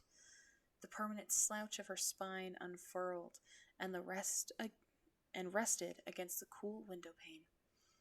Carefully balanced, so only her shoulder was supporting her, not her wings. Several vertebrae cracked as they were rearranged. Payan let out a long sigh, no longer distorted by his mask. Preceded by a small tug, the last bit of skin covering Payan's eyes was removed. It was the same feeling of doffing a cloak in sweltering heat or escaping manacles. Payan was free. With newly restored vision, Payan could see both Jaguar and Buck squinting in focus at their face. Both of their hands were gingerly scratching the shedded skin away. Payan blinked away the bleariness from his eyes, similar to the human blinking sleep residue away. I think that's the first time I've seen you blink since you took off your mask, Buck remarked with a chuckle. Oh, are Payan's eyes back? Mel asked, but did not shove anyone back like she normally would when she was going to see something that was blocked. Jaguar stepped back, possibly in fear of being shoved, and gestured at his work. Why, yes, m'lady. Mel leaned down to stare into Payan's eyes. Oh, neat, she said simply. Her eyes were a deep brown and as warm as hot chocolate. He was lucky she was looking at him so warmly. They've seen how cold her eyes can get when faced with an enemy. any signs of death? Jaguar whispered nervously. Mel hummed. Nothing that I can see. I need to try now. Jaguar jumped in, staring straight into Peon's eyes. The two cold-blooded creatures make an unblinking eye contact. Jaguar excitedly stared into Peon's eyes, and then appeared less excited and less excited. Yeah, no. I don't think you can kill anyone with your eyes, Peon, Jaguar concluded. Peon hissed. I thought as much. Peon looked slightly dejected until he sprung out of his seat. Wait! Shouldn't you be pot bird? Do you have wings? Yes, but they won't be as exciting as you're thinking, Peon informed him. Mel took Jaguar's seat. Well, now you have to show us, dude, Peon sighed. They were in too deep to chicken out, huh?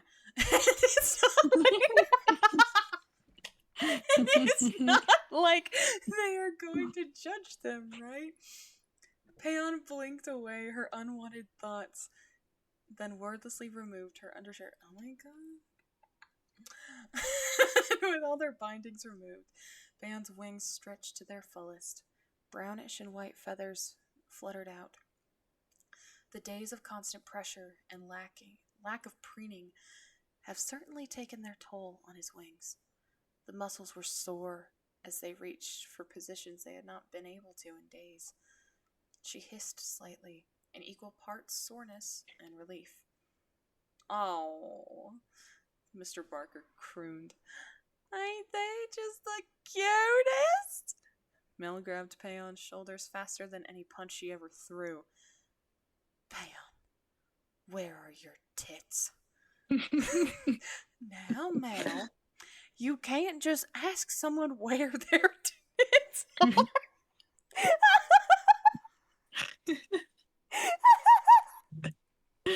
You're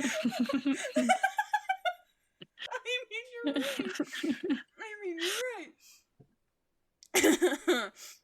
It's fine, Peon said. But I'm both reptile and avian. I need no for mammary glands. Mel's face twisted. That's nice and all, but why'd you have to say it like that? Like what? Peon tilted their head slightly. Mel shrugged very insightfully. Did you still need help with your shedding what? Shedding Peon? Jaguar asked, partially pushing Mel out of her stolen seat. Peon glanced around the room, noting the lack of mirrors. Yes, that would be helpful. Jaguar restarted explaining the entire process to Buck as he worked. Between helping Jaguar and tossing shedded skin in a nearby trash, Buck wrote down at least some of the information Jaguar was spewing. Although every other word that came out of Jaguar's mouth was, at the very least, hyperbole, he still managed not to rip Peon's face off. While the very intense operation, they did a sarcasm, was occurring, Mel paced laps around the room. Whenever she reached Peon's side, she would pause, open her mouth slightly before quickly resuming her pace. On her most recent lap, she froze in her tracks and didn't continue her nowhere walk. Hey, Peon? She said.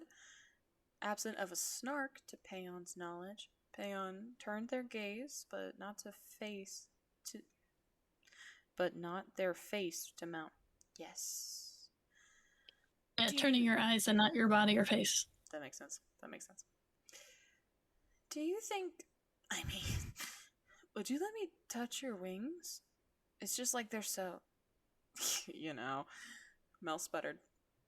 Peon sat quietly for a moment, evaluating their choices. He sighed. Her wings definitely needed preening, and just having someone run their hands through them would at least help dislodge those loose feathers. Go for it, he allowed. All right. Sweet. Mel chirped. Mel carefully sat down behind Paon, conscious to not disturb Jaguar's masterpiece. Her hands lightly grazed their wings before quickly rearing back. Is there anything I should, know or do before I get started? Mel questioned quietly. Pan hummed thoughtfully. Just follow the grain of the feathers, and if you had any broken ones, grab the base and rip them out. How do I know which ones are broken? She asked, her breath ghosting against their feathers. A feather is broken if the main little line through has been segmented, Payon clarified. If it's just misplaced, then put it back. Mel gently placed her hands at the elbows of the wings. All right, just tell me if I fuck up. Don't worry, Mel, Mr. Barker declared over Payon's shoulder. You'll do just fine. Mel's fingers lightly carted through Payon's wings. The touch sent chills through their spine, as if they were pleasant goosebumps. Payon found his wings leaning into the touch, trying to absorb as much warmth as possible. The damaged feathers that prodded into Payon's skin were slowly dislodged with the same relief of removing a thorn. Any out-of-place feathers were meticulously arranged back in their proper positions. The barbs were smoothed out and debris crumpled away. The ever-present soreness evaporated under Mel's touch. As Payon closed his eyes, he could forget the impending disaster and just bask in the warm touch of friends and all his problems being plucked from his skin. She sagged back into Mel, earning a giggle from her as she drifted off with a lighter brain and body. Oh, nice. That was cute. We love some good self-care. We do. We love it. Which includes assisted self-care. This is true. This is very true. Because if you can't take care of yourself, let your homies take care of you. Indeed. We love a community. Communities are needed. This was so much fun.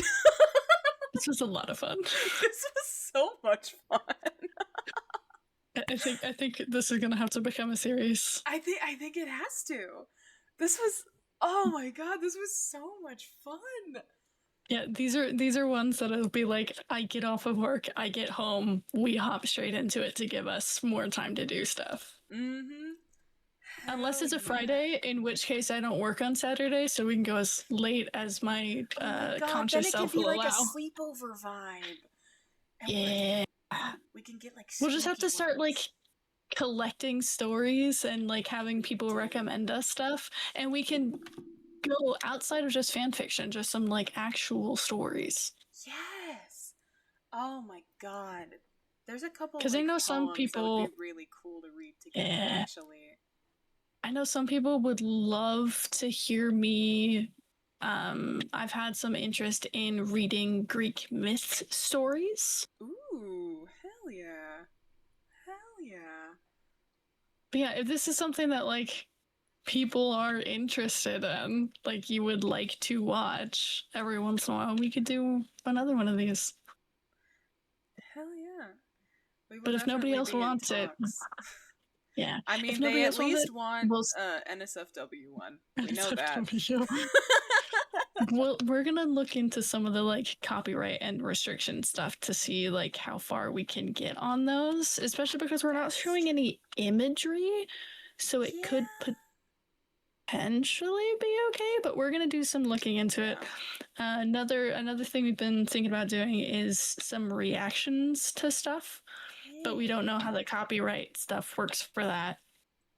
So we're going to do a little research. Yeah, we've got to go back to school, and we need to learn. We need to get our brains working again. I know summer reading has started, which is what this is, but we got to go back to school, sadly. Oofa. Yeah, I actually have For my birthday, I was gifted 2 books that are part of a series. They're smaller books, and apparently it's about an NB and a robot. Oh, cool. I haven't had the time to get to them. I've never read them. It was a recommended series for me. So I might do like a cozy reading nook something at some point. Hell yeah, that'd be really cool. I think this is the first time either of us have done something like this. Yeah, though. This is definitely my first time in the writing and reading category. It is a fun place to be, though. I do like it. Here for it. A lot. I do like it a lot. Well, I will mute so I can say goodbye to stream. But this was wonderful. Right. Yeah. We'll do our outros and say goodbye to the folks. Perfect. I'll see you in a bit. Oh my god, guys. That was so much fun. This was great. This was such a fun time. I've said too many words in the last almost 4 hours. Oh my god. I didn't know it was that long. But judging on how my voice feels, it definitely feels like it was that long.